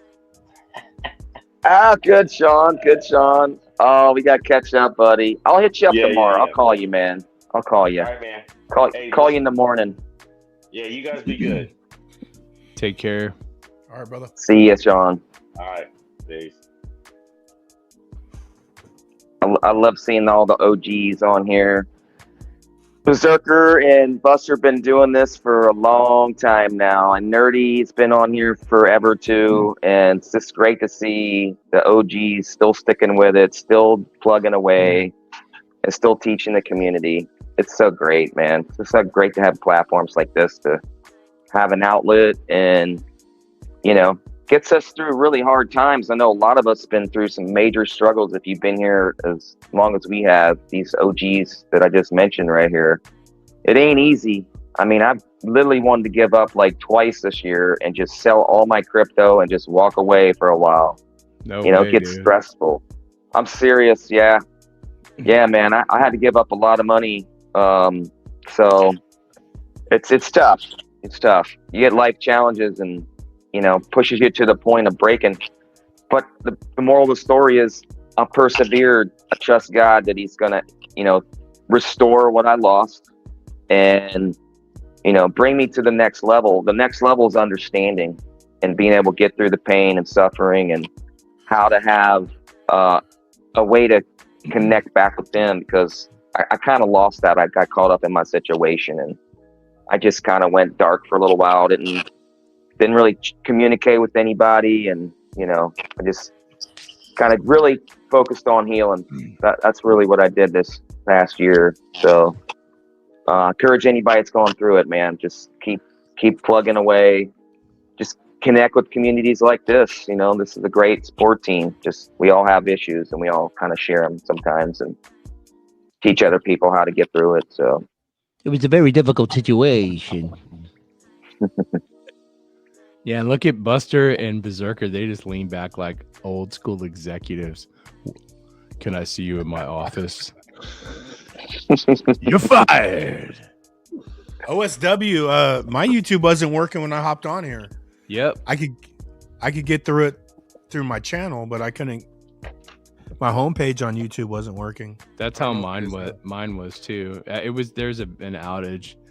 Even if you're signed in or not, I tested it on a computer, signed in, signed out, phone, looked it up online, and they had problems on the 12th was the last day. So, but yeah, You see, it says AWS Cloudflare in the middle of all that, and that's a big, like, ball and chain for all of that Silicon Valley products that were mentioned there.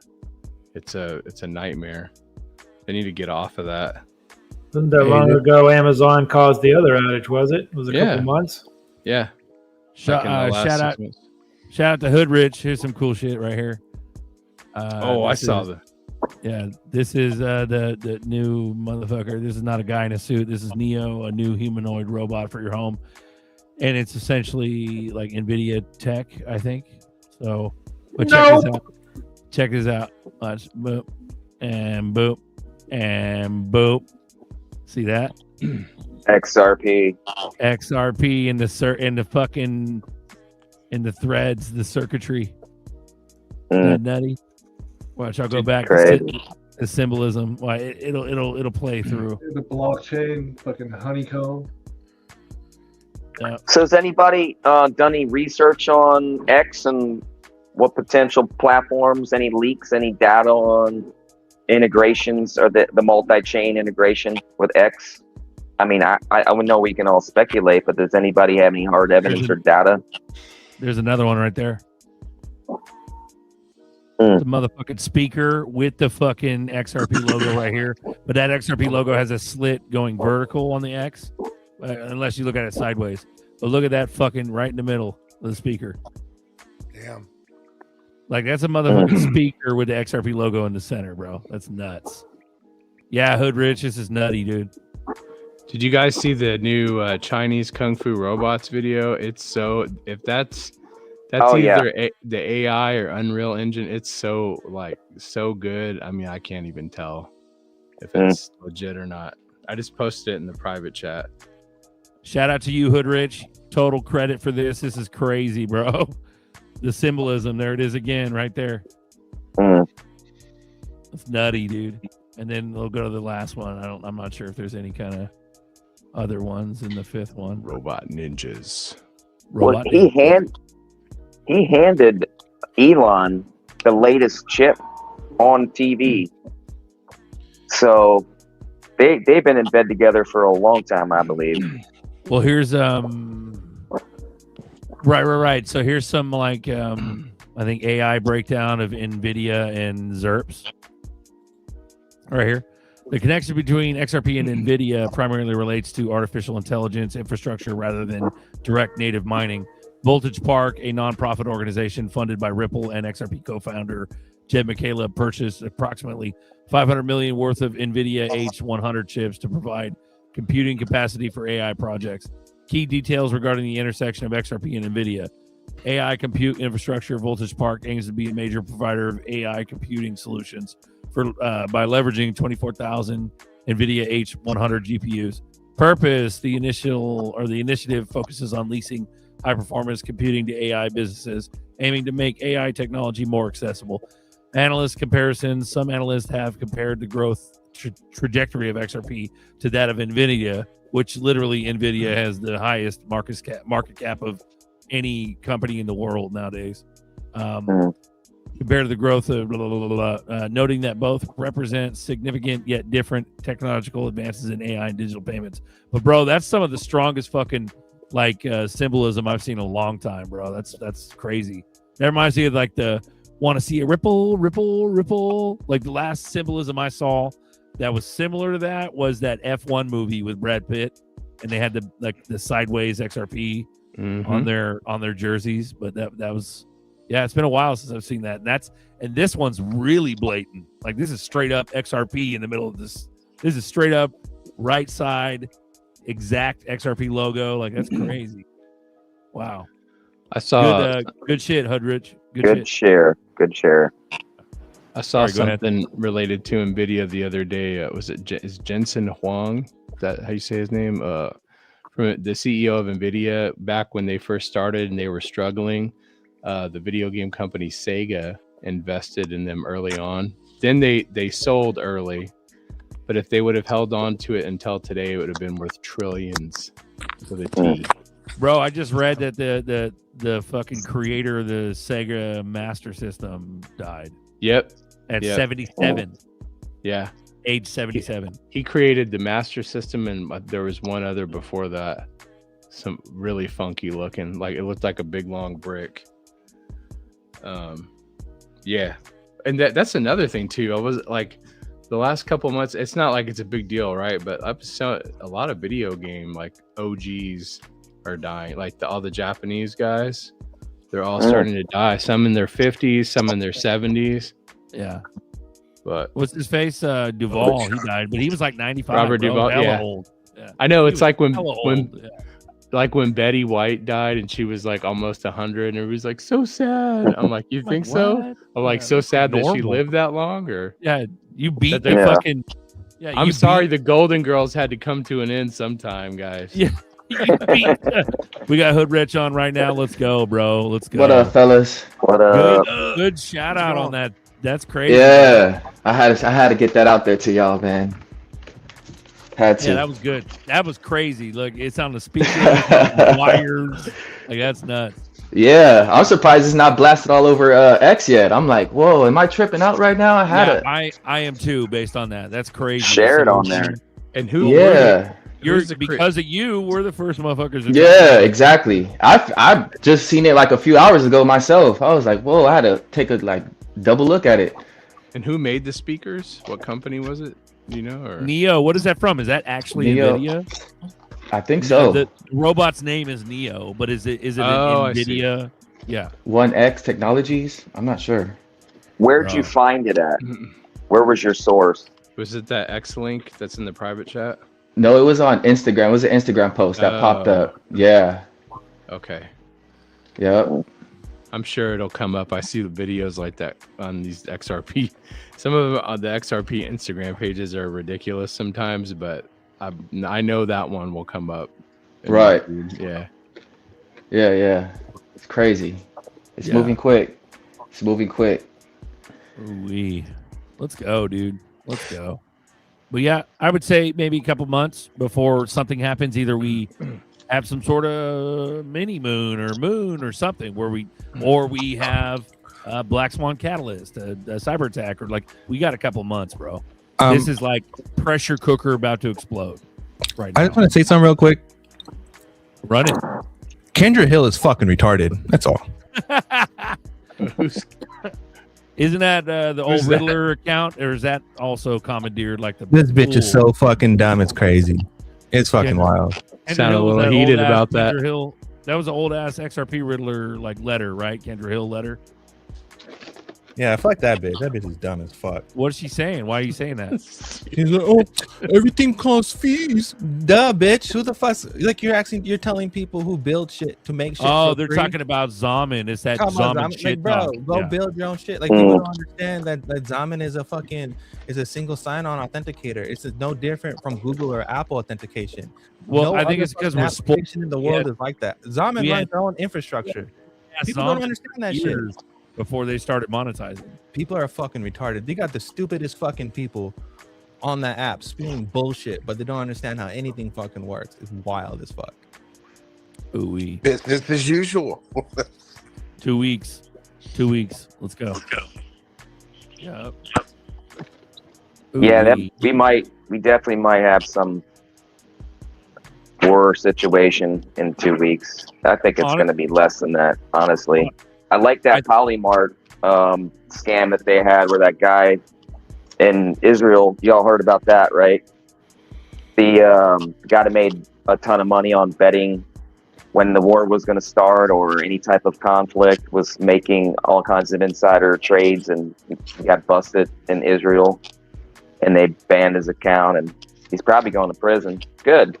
All these insiders getting all this information and screwing us over in the meantime, I think they should go to jail. I think it should be an open playing field, fair markets, dark pools, all this money in the background. They're shifting money around without us affecting the market. I think all that should be gone. I think regulation should bring in a fair market for everybody.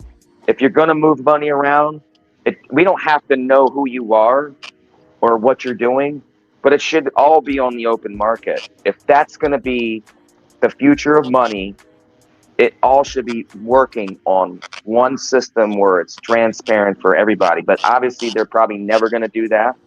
But I mean, let's bring in something that will stabilize things. You know, you can't have dark pools. You can't have money moving in the background and make it a level playing field. How's it a level playing field when you got Aladdin, the most evilest company in the world, doing all the trading and getting out their competition?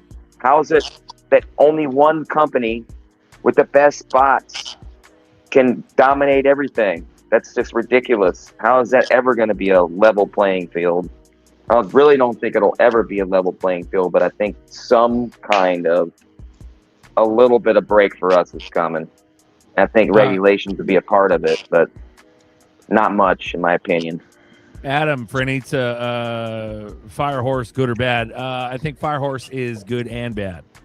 I do believe that the numerology guy, GG33, even though he's a fucking blowhard, I think he's right. He's called a lot of shit. And I think that we will have a catalyst, some sort of crash, whatever. Whether or not it goes to 50 cents, who fucking knows? Or even lower, who knows? What are we in now? But what I'm saying is, it's like the technical Firehorse definition. right now. Yeah, Firehorse. What was it? The tech. It was a snake. The snake. Snake. Because I heard on a video like it was a little different. Like if you had a shitty snake year, horse will be good for you. It wasn't just one-sided. Like, you know, oh, this year's gonna be bad for everybody or good for everybody. But I was like, oh, that's interesting because I listen to GG. He yeah. Sort of. I think we're gonna have a crash, but I think this is, if you look at the definition of Firehorse, you literally look at the zodiac definition. It means like courage, new beginnings, like burning through all the shit and starting out like fresh. Like that's what it means. And so I think we're gonna fucking Phoenix rise this year. So and I know I told you to fuck yourself, man. But I like how you think right now, bro. Q3, Q4, we will see up to Man. He go, can unfuck himself, is what you're saying? You can unfuck yourself right now, man. No, I think it's good and bad. I think this year is the start of the fuckery, and it's all kinds of crazy. And I think maybe Q's right. Military's the only way, bro, because it's a shit show right now. Maybe Q is fucking right. Military's the only way. Mr. Poole premonitioned with all the videos. Remember the black and white chaos videos with like military and shit running around, and like that I think is actually going to happen. All the while we're having, I don't know. I'm not hoping for dismal doom. No, I'm hoping for fucking breakthrough. That's what I'm hoping for. I don't think we're in danger ourselves, but I think it's going to get pretty scary, pretty hairy, you know? Especially these new people waking up. They're resisting, bro. Like it's like people that don't want to wake up are getting a suppository right now. And it's crazy, you know? It's fucking crazy to see that. And you're like, dude. So, but all the while we're zerped up and we're about to see a catalyst and a Phoenix fire, horse, all kind of shit, you know? And I'm curious as to how this will all start. And then we're about to see the election fraud from fucking 5-6 years ago, which is bonkers. You think that would be old dusty news, but it's about to come out and it's about to be probably enforced. And that's how the military steps in, because these Epstein files ain't getting no fucking military off their ass. So let's get something off their ass. Like, let's go. What do you think? I think you're right. I mean, the evidence is right on the wall. Like I mentioned earlier, look at the fire sale of all the big wigs in the stock markets dumping all their stock. You got the bill trying to get passed where any of the politicians can't own crypto or stocks, single stocks. So, and they've been offloading for months, since like August until January the 14th or something. It was trillions of dollars, trillions. And just within a period of 48 hours, they offloaded $1 trillion worth of stock. And we didn't even see the downward spiral of the stock for 2 days after that. 48 hours after they offloaded, we started seeing the prices go down. And they're still offloading. Wait till the bill passes that they can't buy stock. When's that going to happen? I'm not sure what the date is, but you know that's going to pass. Regulations is right around the corner. So now they can't supposedly own stock without using the shell company. Obviously, that's probably what they're going to do. And same with crypto. They're going to have somebody else doing it for them. But, you know, they're offloading all the big CEOs. Coinbase is selling all their shares. They sold a shit ton of shares. Coinbase offloaded the most shares that they ever have in history just within the last week. It's been insane. If you look at, like I said, from August until January 14th, and you look at all of the exchanges, how much they've been selling, go on there and look at how much all the exchanges have been selling since August up until January. That's the latest data that I saw. It's crazy. So they all know something's coming.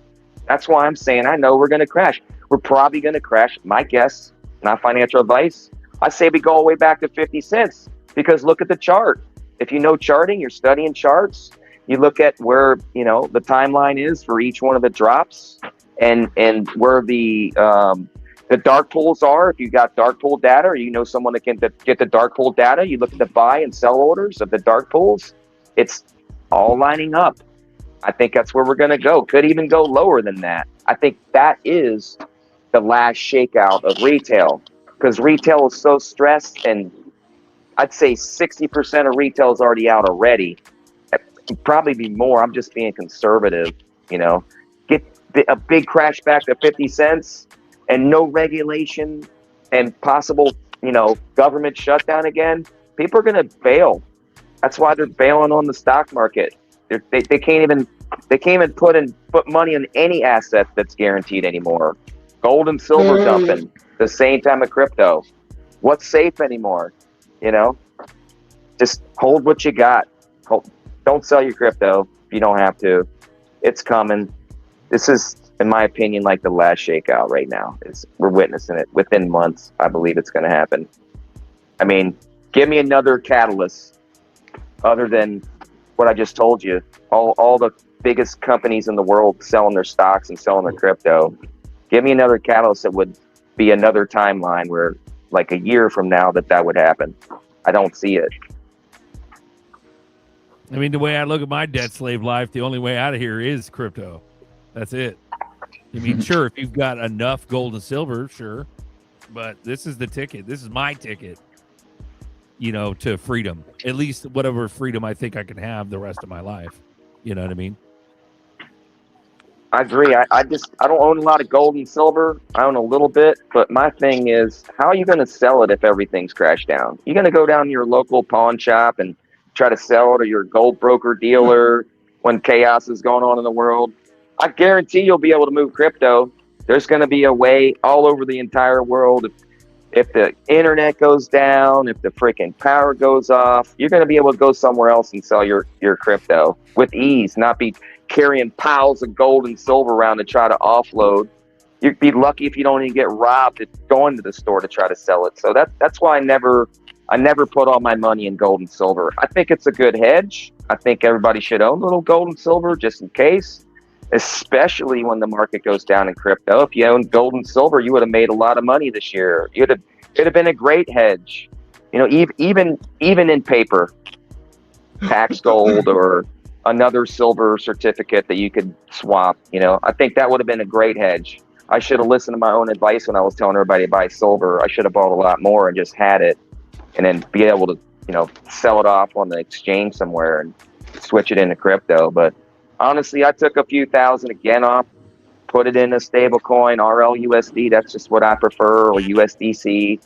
I'm ready for the crash.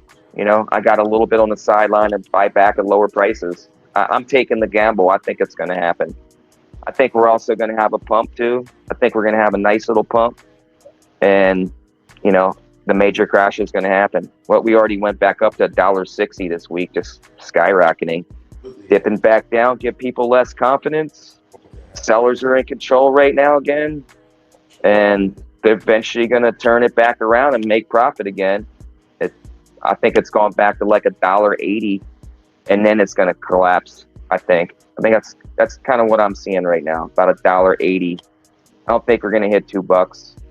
I don't think we're going to get near there before the collapse happens. I think it's going to happen real quick. All we need is we just need to invade Iran, and market sentiment is going to tank for everything, and it's going to crash really hard. Just look at how hard it crashed with just a mention of us going to war with Iran, you know, or let's say we have a firecracker somewhere. That'll push market sentiment. You think 5's bad, it'll probably go to 1. I don't even know if that's even possible, but probably go to 1, fear and greed. So that's just what I'm seeing. I think when it happens, it's not going to be as nonchalant as how you just described it. I think it's going to be the biggest fucking thing we've ever seen and we've ever read of.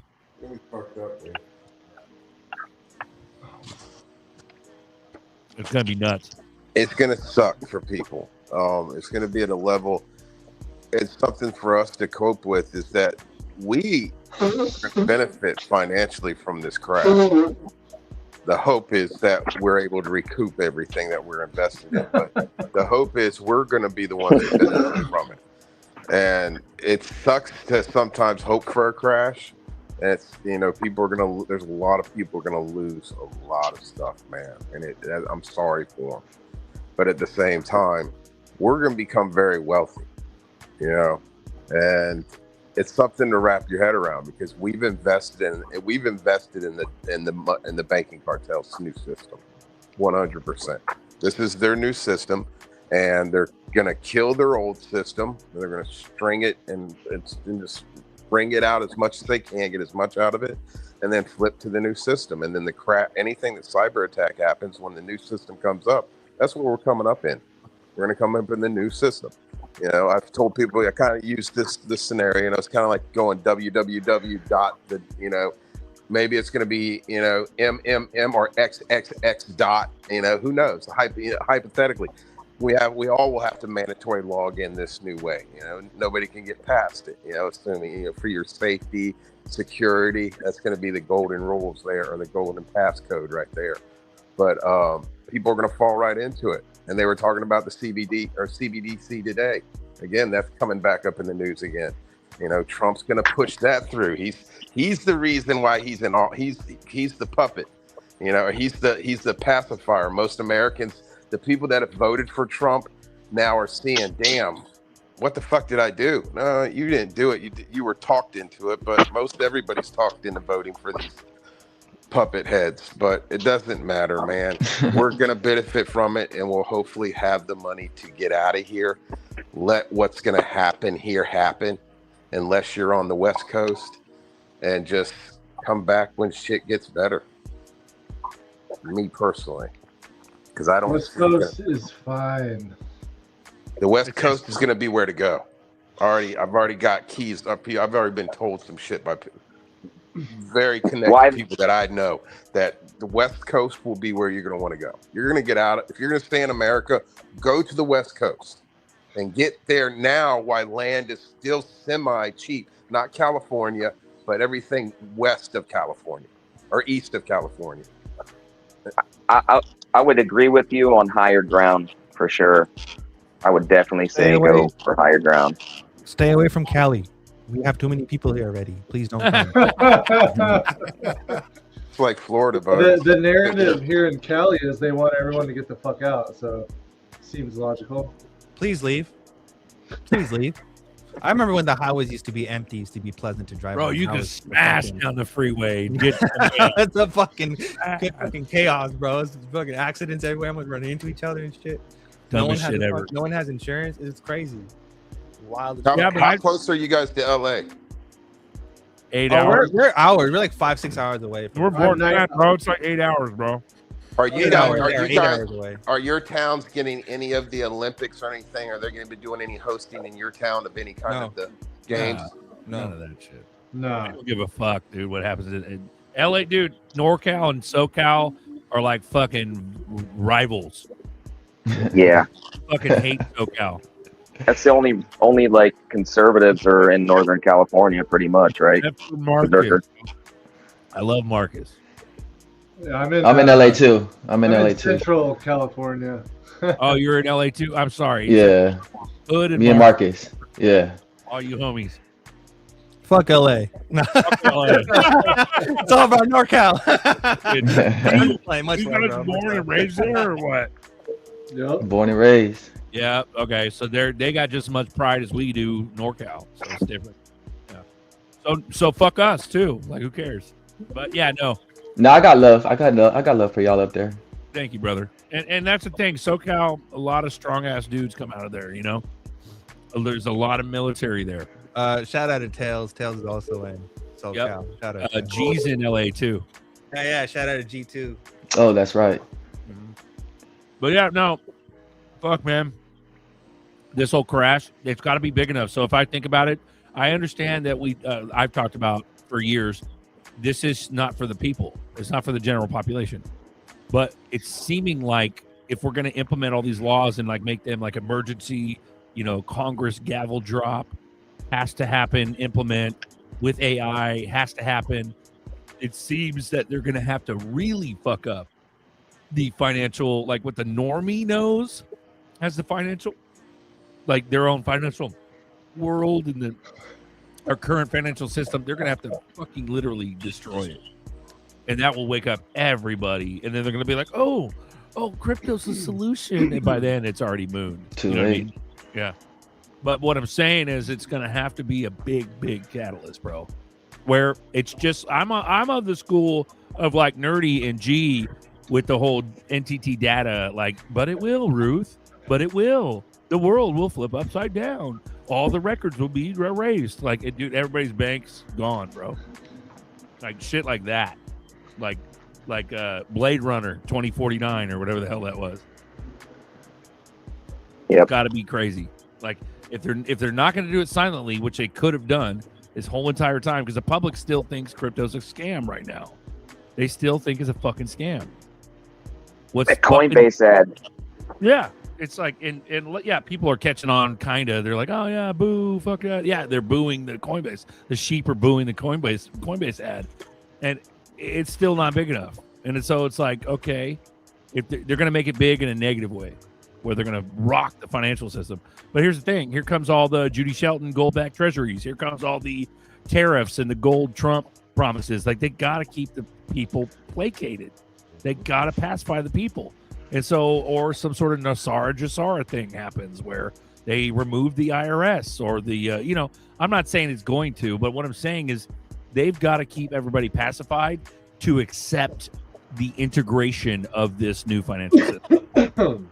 Because they're going to have to be force-fed it in an emergency context. But after the hell breaks loose, then they got to smooth everything over with better economy. So, I don't know. They'll miss the XRP moon, but they'll be all, it'll be in the McDonald's Happy Meals and shit, all this shit. You know what I mean? I like that Charles Hoskins McDonald's. That was a symbol. It was a symbol to people, and the elites. Yeah. Go ahead. No, I was just gonna say, like the Hoskinson thing. A lot of people were like, I think I even said it. I was like, yeah, Hoskinson is just fucking coping way too much. But here's the thing, though. I still believe he was read in. In other words, remember when Trump came on board and he's like, all American cryptos, like that immediately made ADA and whatever the fuck he's trying to do now, Knight. That immediately made ADA a fucking winner. But the weird shit is that he's just so focused on Knight and he seems so jealous of XRP. It's almost like a show. And I'm like, dude, you probably have known that Ripple's going to take over the world, bro. You're one of the fucking founders of one of the largest cryptos in the world. Like, you don't know that Ripple's about to take over everything? Like, you do not know that? Like, the way he's acting when he does these shows and these interviews and these conferences and he's fucking, the way he talks is like a jealous little boy of Ripple. And it's weird. So to me, I think it's a show, and I think ADA is written in, and it's about to be a winner too. But yeah, anything American, bro, you won't lose anything American, including Digibyte. Yeah, Arizona, bro, they're gonna do a reserve of Digibyte. That's nuts. What about Telcoin? That's the Wyoming Mike. What the heck's his name? I that potentially could do well too. It's American based, but I didn't see it on the list. I didn't see several of the American-based cryptos that are out there that have done well, still survived multiple bear markets. And you don't hear anything about those. Are they going to go away? You know, I don't know. I just, like, even Miami Coin, you know, American-based crypto.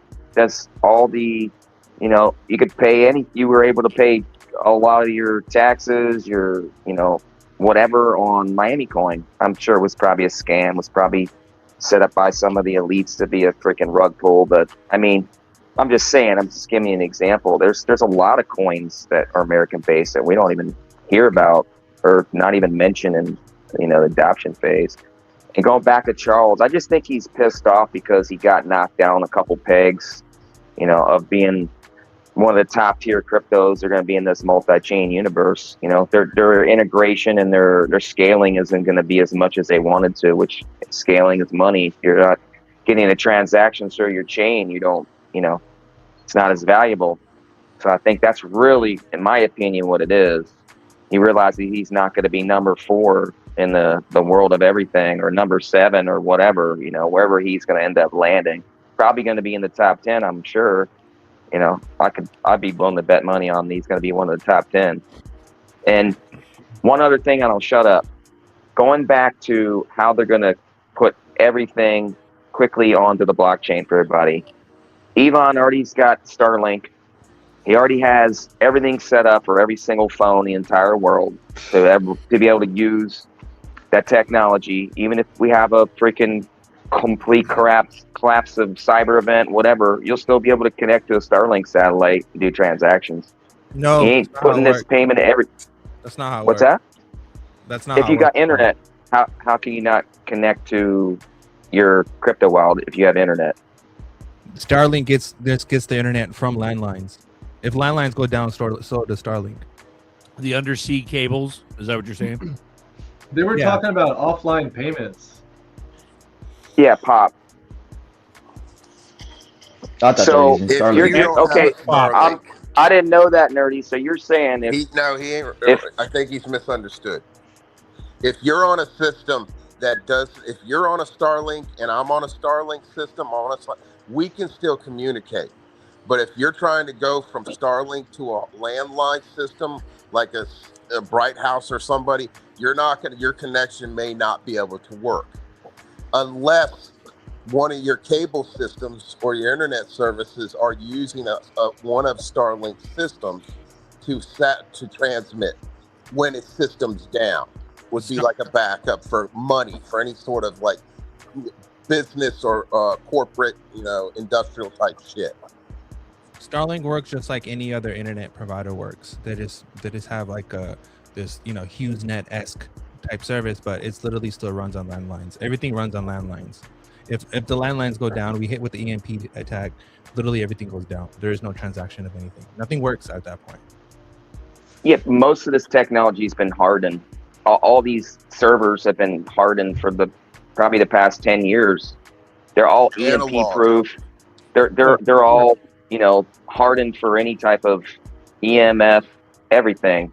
So I just don't see it going down. What I mention is if the internet and the power goes off, if you have a cell phone that's connected to Starlink and it's hardened, you're going to be able to do a transaction. So if every single cell phone, which a lot of people have them, they're going to be giving them out in the future when this system is rolled out so people can integrate and be a part of the financial system. I just see that's the way that it's going to go. I don't see any other technology that would be able to handle power outages in multiple countries all over the world when the world war happens. I don't, give me another example how they can actually keep the quantum financial system and the, you know, digital payments and crypto going without Starlink redundancy. I just don't see it. You hit so many of my trigger words, I'm not even going to respond. You're triggering Nerdy. Get a little hard on yourself, Nerdy. You get too emotional sometimes. It's not emotion. It's just that's not how anything works. But I'm not going to say anything. You're right. Okay, I don't know everything. I don't. I only know what I know, and I like people telling me that I'm wrong. Tell me. That's the only way I learn. I got no problem with that. I'm thick-skinned.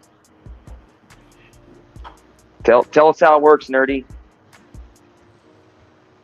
If the internet goes down, there is no Starlink. It doesn't. That's just plain and simple. The only reason why you have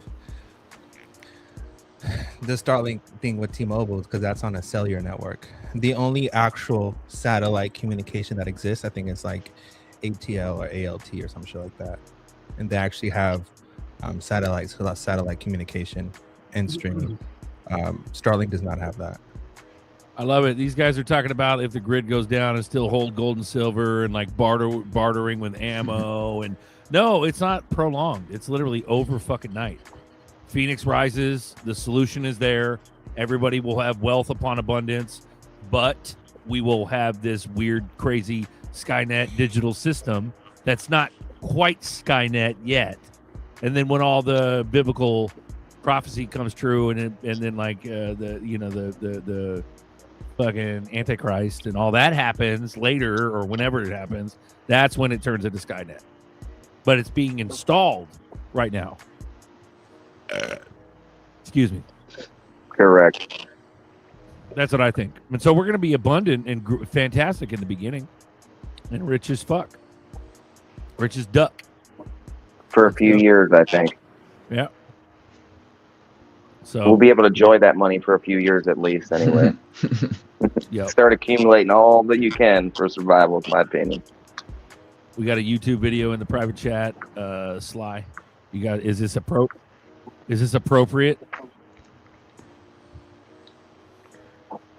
You're muted, Sly. That was a half hour ago. Oh. Sorry. I think he was showing. Sorry, I was away from the keyboard. That one. That's the Chinese Kung Fu robots.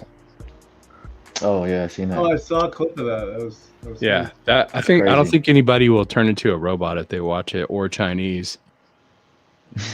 Let's see if we do. Cool. We're cooked.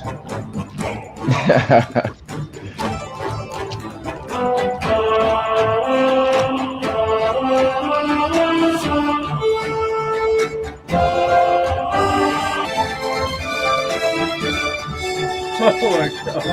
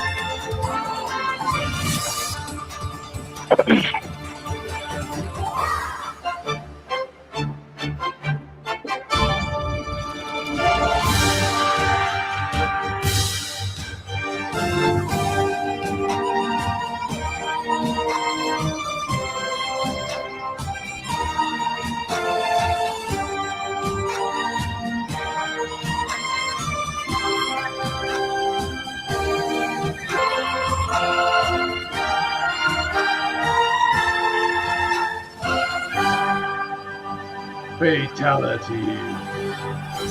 Mm-hmm. All I gotta say is those kids suck, man, compared to those. robots. All right, you guys asked for it. Learning time. Propaganda. Tech time.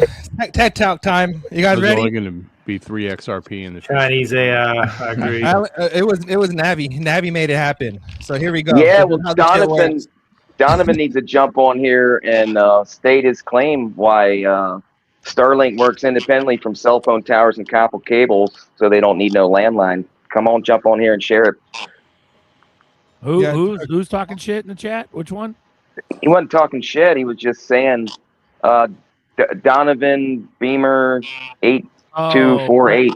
Bremer right here. Starlink works Yeah. independently from cell towers and copper cables. Therefore, it no need no landline to work. Nerdy is wrong. That's not how it works, stupid. You're about to get smacked down, Bremer. That's not how it works, stupid. I think the connection gets up there in space. So Sauce it, nerdy. it has Sauce to it, come bro. from down to go up. There's no fucking ISP provider in space, stupid. It's not how it works. The fuck told you that? Will it be uplink become? I'll be back. That's not how it works. All right, check this out. You guys drive me crazy. Hold on. Like the information comes from the Earth side, right? There's no information generated up there. Literally, we live in the age of information. You can go watch anything on fucking YouTube and figure this shit out yourself. All right. Let's talk about how satellite communications work. The concept is to create a channel between a source and a recipient. These points are called Earth stations or ground stations. Earth stations. The source will transmit a signal that the satellite will rebroadcast back to Earth. Starlink. For the recipient to receive that signal. Some applications only use a one-way path where a single source will send to one or more recipients. This technique can be used for broadcast and multicast communication. Usenet. One-way An example communication. is satellite television, where the TV station will send a TV channel over the satellite with multiple subscribers receiving it. Also, there are some applications that use two-way communication, where both Earth stations transmit a signal to each other on a point-to-point communication. Network data is a great example, where both Earth stations transfer information to each other, creating a connection. Does that make sense? You guys get it now? Yeah. Nope. You have a ground station, then you have an uplink station. The ground station sends the signal to the up station. The up station broadcasts it to the other stations, which then goes. What Starlink is different is that Starlink has a node. Starlink goes to up station, then has a node, and then it sends the signal to the closest node, and then sends it back down to you, wherever you are. That's what makes Starlink different, is that Starlink has a vast surrounding of nodes around the whole world, and then that's how they're able to get it. But it's literally, you have an up station and a downlink. That's how this shit works. Literally how it works. The satellites are just mirrors. They don't generate the Exactly. information. Exactly. Thanks, nerdy. Dang. So now Can you know. repeat that? You're Thank talking you, too fast. nerdy. Now you fucking know. But nerdy, No, there are nuclear bunkers. There are nuclear bunkers with nodes in them, which would be very hard to take out, which means it would be very hard to wipe out the entire signal. All of them. I will say that. Ooh-wee. I just think they've been having redundancies. I mean, how are you going to bring this new system on without redundancies? They knew World War III is going to happen. A lot of this infrastructure was going to get wiped out. So I just believe that eventually we're going to get a text message on our phone saying you got to download your latest app to be able to use your new digital wallet due to security, a cyber hack, whatever. You got to use this new system utilizing your digital wallet. It's going to come straight to your phone if you got a phone. It's going to be able to force everybody to do it. What are you going to do when your money's locked out? Are you going to just not participate? Are you going to go broke? No, absolutely not. And I mean, I don't see any other way how they're going to push that system out if we do have power off in countries for months at a time. You get one cyber event, it's not going to come back on overnight. You're destroying power grid. You're just destroying the infrastructure itself for a while. I think it's going to be a staged event where it's like, the power went off and it wiped everything. Flip off the switch, flip it back on. Yeah, you're pretty making it seem like it's gonna be some kind of event it's not going to be real. It's not going to be real. It's all just going to fake, be, bro. well, it's going to be an excuse to fucking wipe everybody's bank account. It's all orchestrated. It's To all make 'em fucking freak planned, out. man. Exactly. Yeah. It's like, And oh, then look what- at here, panic out now. and pray for the digital system. They want the solution's got to be wanted, needed. You know. You said there was no Epstein files. Q stop. It's like Q as in like CUE, not Q, the letter Q.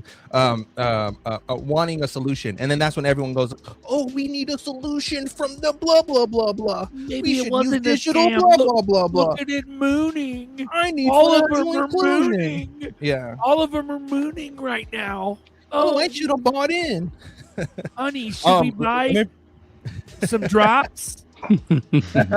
I'll bring up another crazy ass statistics. How someone made a chart showing how institutions are basically coming in so heavy. Like, people don't understand that 2025 changed fucking the world. 2025 was pivotal. It changed fucking everything. Nothing You're is the fucking same anymore. pivotal. 2026 and so on and so on forth. We have now entered the phase 4 or whatever this is. We're in the last phase. It's 2026 to 2028. I mean, yeah. So 2 years, in the next 2 years, we're gonna go through some dramatic ass fucking changes. There's a few things. There's a conversation from the lady with from the IMF. She was talking about how this year is really crazy. I'll bring up some shit. So here's this one. So this is from River. River was talking to Zuby, and it's like most of the Bitcoin, but it's shifting and accelerating at a pace. And so it was about this chart about 2025 change in Bitcoin ownership, and it's showing how these are the individuals, but it's moving towards governments and businesses and ETF funds. How like literally the market is shifting. And Zuby said like it's an alpha individuals, but it's not, because most of the Bitcoin ownership is still owned by individuals. 66%, 14 million Bitcoin is still owned by individuals. So it's not like quote unquote retail is ever going to be out. It's never going to happen. They really don't care about that. They'll just keep buying it because government supplies, like, look at, like, they literally own a big ass, a good chunk of fucking Bitcoin. And this is like the small percentage of Satoshis, which doesn't even matter. But this right here, this is all retail. You're never going to flush this out ever. That's never going to happen. I got to jump off, guys, real quick. Great hearing everybody. Love seeing you guys. Keep the community going. Keep encouraging people to keep buying crypto. Don't stop talking about it. I know you guys get discouraged. You don't want to tell anybody anymore. I hear it all the time from many people. But it's your calling, man. Share your gift. You don't want to meet your neighbor in a year from now and they lost everything and you didn't tell them shit, you know? If somebody's in front of you, I use the 5-foot circle. If anybody's in my 5-foot circle, I'm either waving hi or smiling or something. If they come a foot and a half away from me, we're having a freaking conversation. I believe in my appointment, it's a divine appointment. If you're a foot and a half away from me, I got to at least warn you. I got to at least tell you something, at least encourage you, you know? So don't stop doing it. We're so Nerdy. close, and so many people are going to be, you know, wiped out, like we were saying. So guys, thanks for having me on. Berserker, Nerdy, Buster, Miles. I can't see the other guys. Yeah, bro. Have a good one. Good to see everybody. Hope to see you again soon. Crypto Navigator out. See you, Nerdy. Love you, man. Save got my money name? time. Nerdy. What's up? All right. So yes, I'm not. You're just misunderstood. No, actually, Starlink does not need a landline to require. Most financial transactions are working normally through the Starlink system today. In fact, you look it up.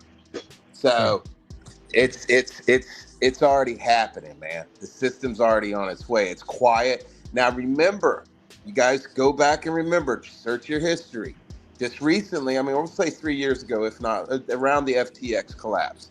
If you guys remember when what's his name? Elon was going to try to, when he was starting the process of buying Twitter, what did they say? Oh, he might buy Ripple. He might buy Ripple. And those, I remember, I think that was 2022, 2023, that was coming around. So the possibility of him actually, or who knows, we don't know if there's parts of ownership with him already. I mean, he knew half of the creators of this technology anyhow, and I think he was a part of. I know he's part of PayPal. I mean, allegedly. So there's a lot that's happening here that and then the X and the way the X looks. I mean, come on, man. Something's going on. I hope we benefit greatly from it, but we're gonna blow up, man. We're gonna blow up. I hope we blow up financially, great, but I hope it's coming fast, because I think there's some serious shit gonna happen. And if there is a cyber attack, yeah, I could see a new system resetting in this type of idea and everything. I mean, we only know what we've been taught. Okay, that's it, or we've taught ourselves. And we've gotten whatever we've taught ourselves, we've learned it for something else or someone else. All right. I mean, self-learned. I mean, that's Klaus what it really is. Klaus Schwab won't shut up about cyber attack. He's been saying cyber attack for years. It's coming, dude. It's just it's strategically planned. That's that book called Low Intensity Operations. They describe this whole situation, how it's going to go. Not this necessarily, but how it works. All right. And that's all it is, dude. This whole thing. They know when they're going to do it, just like they knew 9/11. Exactly. They know when they're getting ready to pop this up. I got to cover this comment real quick. Thank you for calling the shutdown. Press 1 to panic. Press 2 for emergency. Exactly. Press 3 if you want to laugh, because it's the greatest show on earth. Sorry, go ahead. Exactly. So I was like, Nerdy gets too emotional when people say it's not about being wrong, bro. It's about understanding how shit works. It's not about me being right or wrong. It's about understanding how systems work. Bremer's and how just they mad. You just inherently smacked him up operate. with sauce, bro. You smacked the fuck out of Bremer.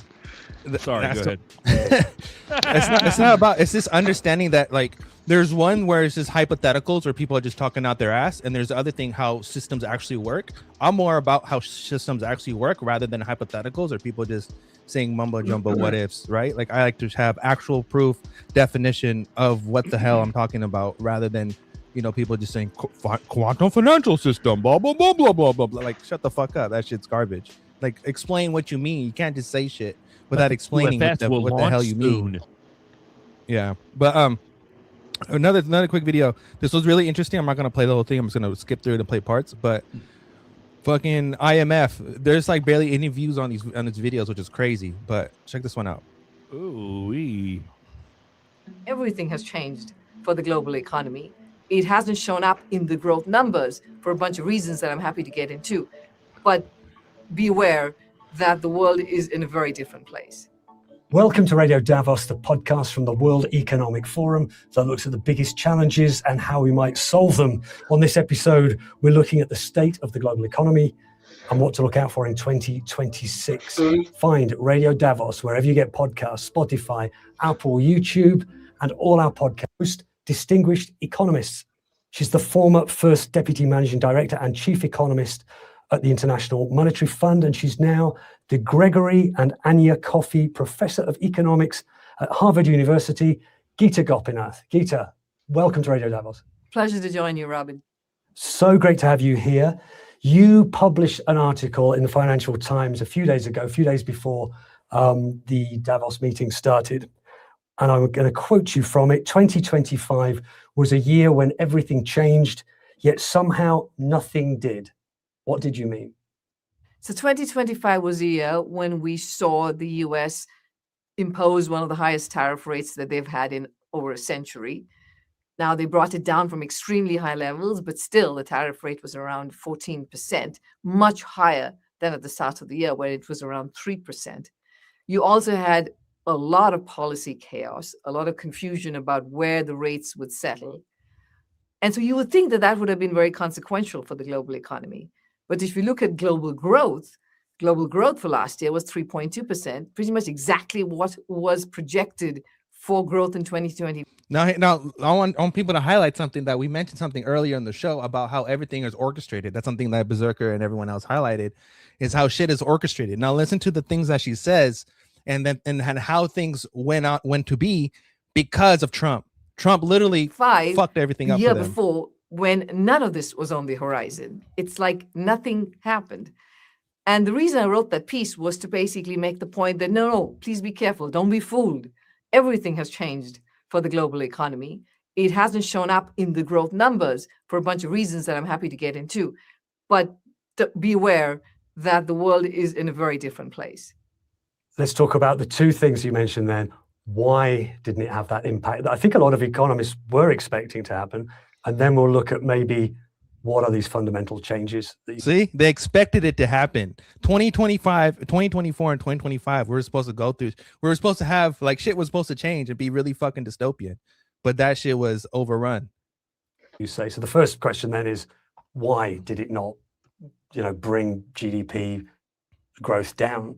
So there was a time last year when economists thought that this could be highly consequential and even put the US economy in a recession.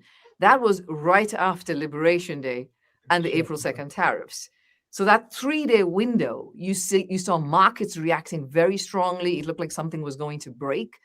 But then what did the Trump administration do? They came and they basically put a pause on those tariffs and said, we're opening up time for negotiation with countries.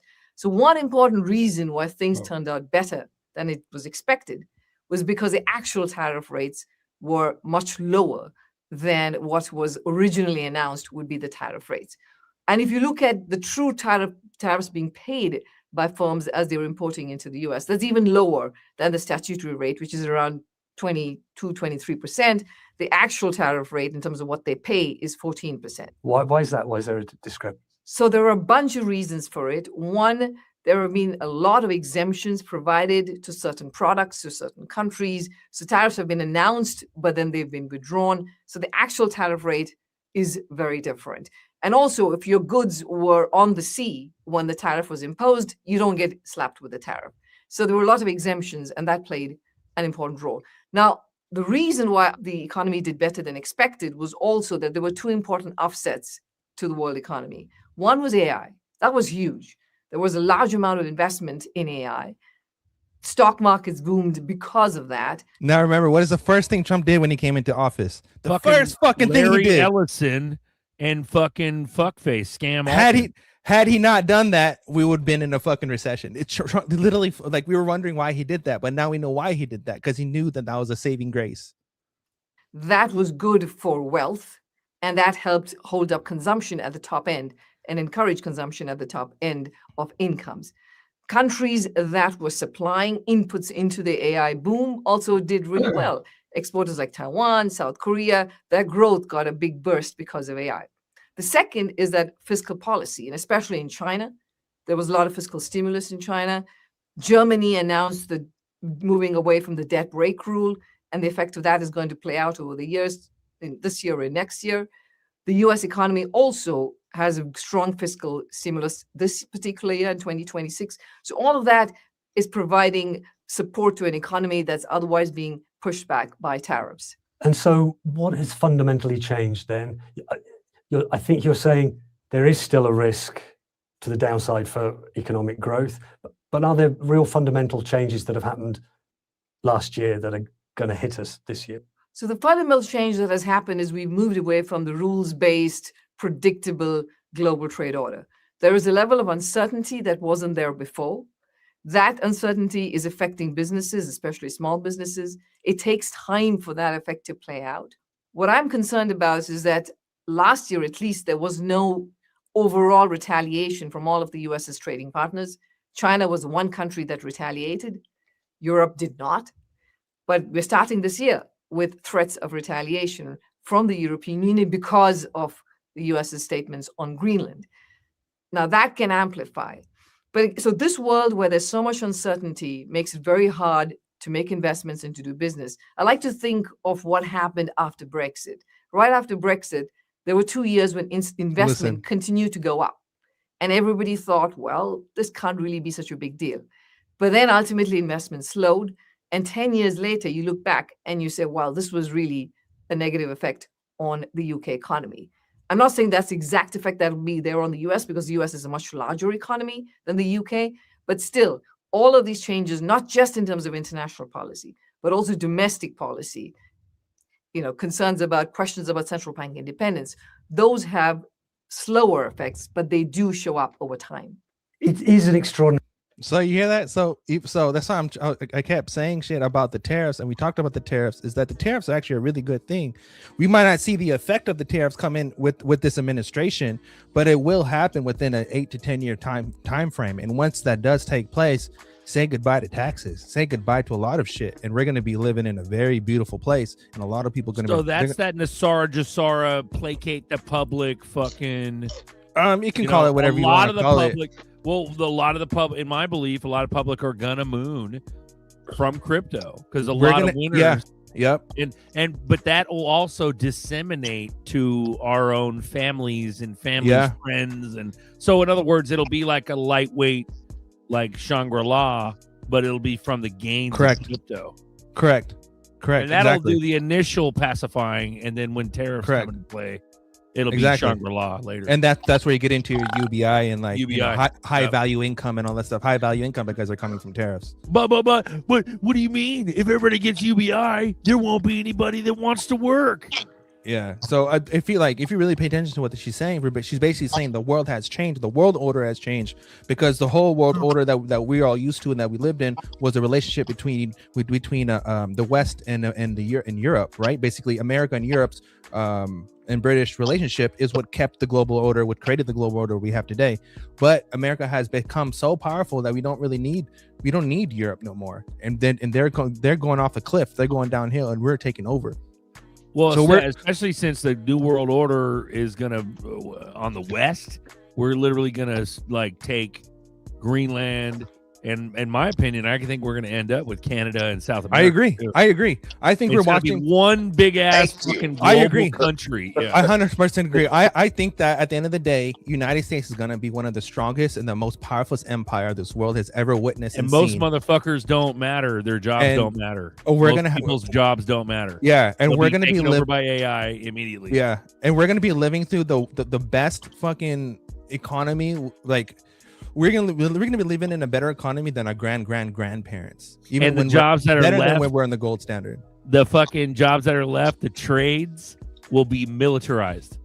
No, I think trade jobs are gonna boom. I think more people. No, they'll boom, but with UBI, ain't no motherfucker. No, bro. I think if you look at what trade jobs and so they just militarize how it. Society it's like works. The fucking engineers. Well, how society works. Engineers. Check this out. How society works. Most people's identity is based to their occupation. It's tied to their occupation, right? They identify who they are based on what they do, right? Based upon that, if you everybody gets UBI stops being special. Listen, once you want to be special and call themselves a plumber. The best plumber in the business. Once you remove occupation from someone's identity, they don't know what to do. But then that leads into the other aspect, which is creativity, because people like to create shit. Because out of natural order, it's either you working for someone and that is your identity, or you're creating something and now you've made your identity, right? Either or. But whatever you do as a work is your identity, just like it has been throughout history, whether it's a blacksmith or a fucking carpenter or fucking plumber or a mechanic or whatever you are, right? It doesn't even matter. Now, what I think is going to happen with AI and with 3D printers and how we have all these things, I think we're going to live through a very beautiful time of innovation. If you look at the old 1900s, how we lived to a certain moment in time, how it was just a massive fucking boom of innovation during the industrial time. We had electric cars and everything. All of that can grow based on everybody having UBI because nobody has to worry about survival anymore. No one is worrying about survival. No one is worrying about identity. It's about identity and finding who you are and living a really good life and living a healthy life by making your own income. And I think that's where crypto and stuff comes in, where yes, people will have gig jobs and stuff like that, doing multiple jobs. But I think the people who have the motivation or the creativity to create shit and put shit out, like authentic. I think being authentic is going to be the new selling point. People are going to go towards people who are authentic, who are providing real content, rather than people who are trying to feed the algorithm. I think we're rich. I think that's where the world is moving towards, and I think we're going to see more people come online and do their own podcasts and get into the social media thing. And I think that basically is a foundation to this Ready Player One vision that we've seen so many times, where yes, everyone is online and everyone has their own podcast, but now everyone has transitioned to living into this digital world, and I think that's where we're really going into, where digital and physical are fusing together. But yeah, I think we're good. I think the more that I listen to economists and shit, the more that I listen to a lot of people, I think people should be more less black pilled, less negative, and more positive, and just take advantage of the time you have right now. Because I agree with Navi. What Navi was saying, how this is the last time we're going to see these prices. I agree with them. I think this is the greatest opportunity in history. Ooh-wee. Ooh-wee. Any last words, gentlemen? You got any last words? We get to get out of here and enjoy our evenings. What do you think? The future belongs to the creators and the builders and the architects. Absolutely. And the AI robots with XRP symbolism in their wires. A robot is only as smart as the program that's within it, just like any other human. So if the program within the robot isn't advanced, then the robot is just a dummy robot, no different from what we have today. But if the robot, the algorithm, or the code base within that robot is advanced, then you're gonna have an advanced being. I think what we're going into this loop, this cycle loop of people finding out what it is to be human, and now we are creating what it means for a robot, and a robot will be what it is to be a robot.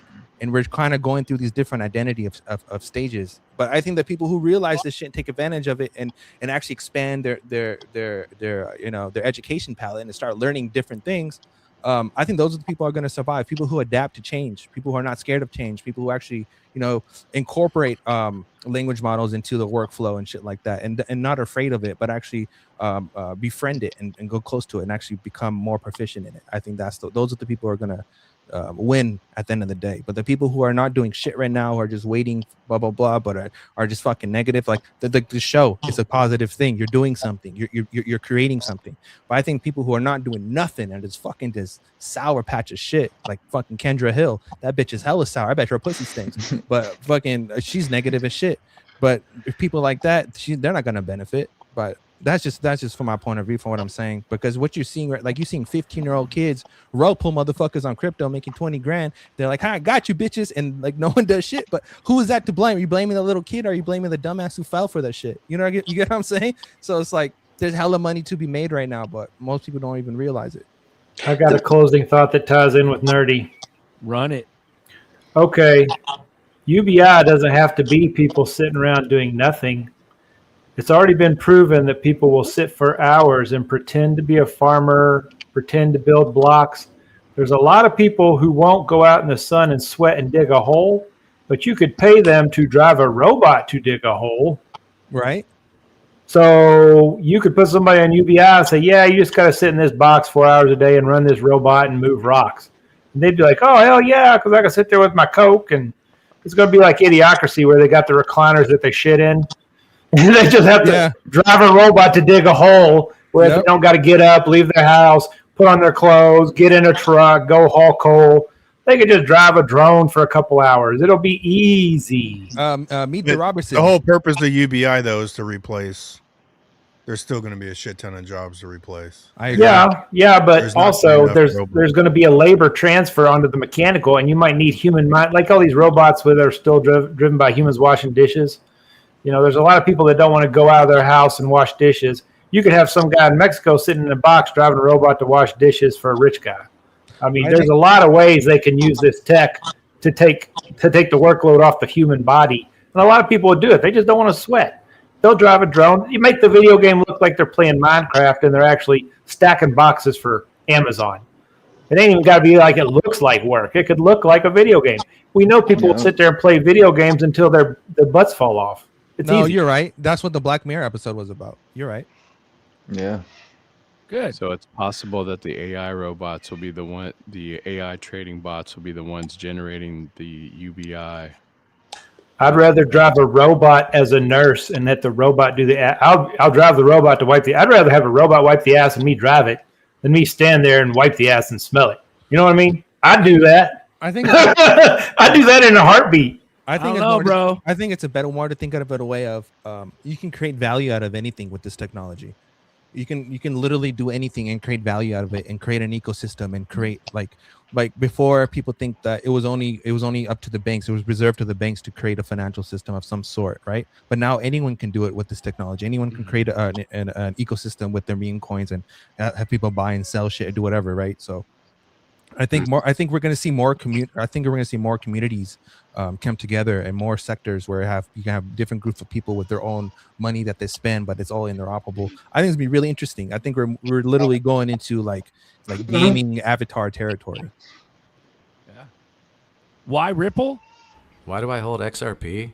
Because Ripple's the chosen one to lead the new global digital payment system, and they use XRP.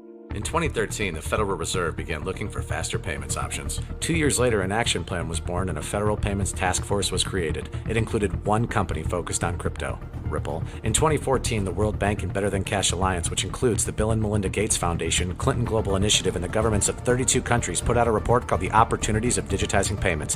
1 year later, the Better Than Cash Alliance featured one crypto company on their website, Ripple. Today, Better Than Cash Alliance and all other UN initiatives are focused on a single agenda, the Sustainable Development Goals for 2030. You can see the SDGs logo on Bill Gates' lapel, world-leading companies, the Better Than Cash Alliance website, and on the UN's official exchange, Exchange. What crypto is Exchange officially utilizing for their carbon credit solution? XRP. The world will move to a new international standard for exchanging electronic messages between financial institutions by 2025 called ISO 20022. Who was the first ISO 20022 member focused on distributed ledger technology? Ripple. Who's partnered with over 300 financial institutions, including Bank of America, American Express, PNC, Santander, SBI, HSBC, Standard Chartered Bank, Bank of England, India, Singapore, Scotland, Australia, and Indonesia, the largest banks in Japan, Canada, Egypt, the Middle East, United Arab Emirates, Thailand, Morocco, Bhutan, South Korea, Brazil, and Latin America? Ripple. Who is a former employee overseeing the Federal Reserve? Ripple. A former employee overseeing the world's largest asset manager, BlackRock's digital asset division? Ripple. Leading Australia's CBDC effort? Ripple. Who hired a former Treasury of the United States? Ripple. 2 former Federal Reserve attorneys to their board? Ripple. 2 former Clinton and Obama advisors, former Minister of Defense and Economics of Germany, former business director at Swift, former Swift board member, former CFO of PayPal, former head of the DTCC, former chief business officer at Uber, former VP of Amazon, and former SEC chair on their legal team? Ripple. Who's a member of the Digital Pound Foundation, Digital Dollar Project, Digital Euro Association, Mojaloop, IMF's high-level advisory board on fintech, Hyperledger Blockchain Consortium, Open Payments Coalition, Faster Payments Council, Global Payments Steering Group, Cross-Border Working Group, International Association for Trusted Blockchain Applications,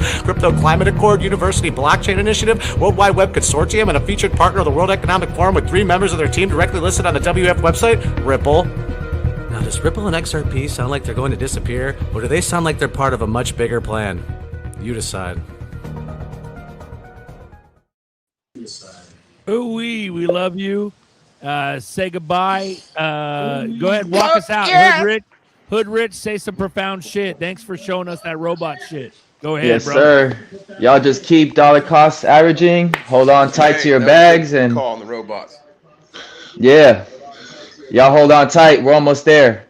We're almost there. I feel it coming. Hold on tight. We're almost there. Let's go. We're almost there. It was actually Safe Moon the whole time. Later. Safe moon money. Safe moon money. Safe moon money. It's not funny. It's safe moon money. Safe moon money. Got to give me that safe moon money. Safe moon money. Safe moon money. Got to give me that safe moon money. Safe moon money. Safe moon money. Safe moon money. Safe moon money. Safe moon money. I got me some safe moon money. Safe moon money. You're running out of time. Safe moon money, and I got it on my mind. Rockets blasting off, it's about moon time, and we making it rain here. Watch us all shine, and we all going berserker, so please don't be shy. It's that moon life. that meme coin vibe. You thought it was a meme coin till that meme coin changed your life. On that Doge for the ride, taking profits to the standard. Watch us fly, get that bag, hurry up and buy. And when we moonshot, you're gonna love me long time. Watching rockets in the sky, one more time, grab that bag, hurry up, hurry up, hurry up and hurry up and ball. Safe moon money, safe moon money, Safe moon money, safe moon money. Got to get me that safe moon money. safe moon money. It's not funny, it's safe moon money. Safe moon money. It's not funny. Safe moon money.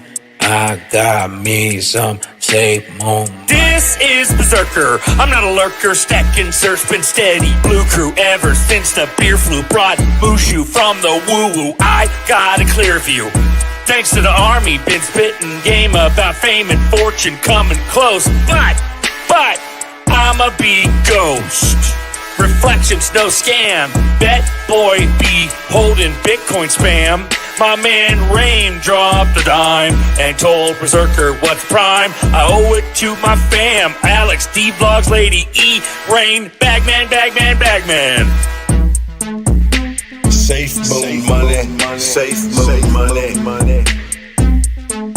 Safe moon money. Safe moon money. Got to get me that safe moon money. Safe moon money. It's not funny, it's safe moon money. Safe moon money. It's not funny. Safe moon money. I got me some safe moon money.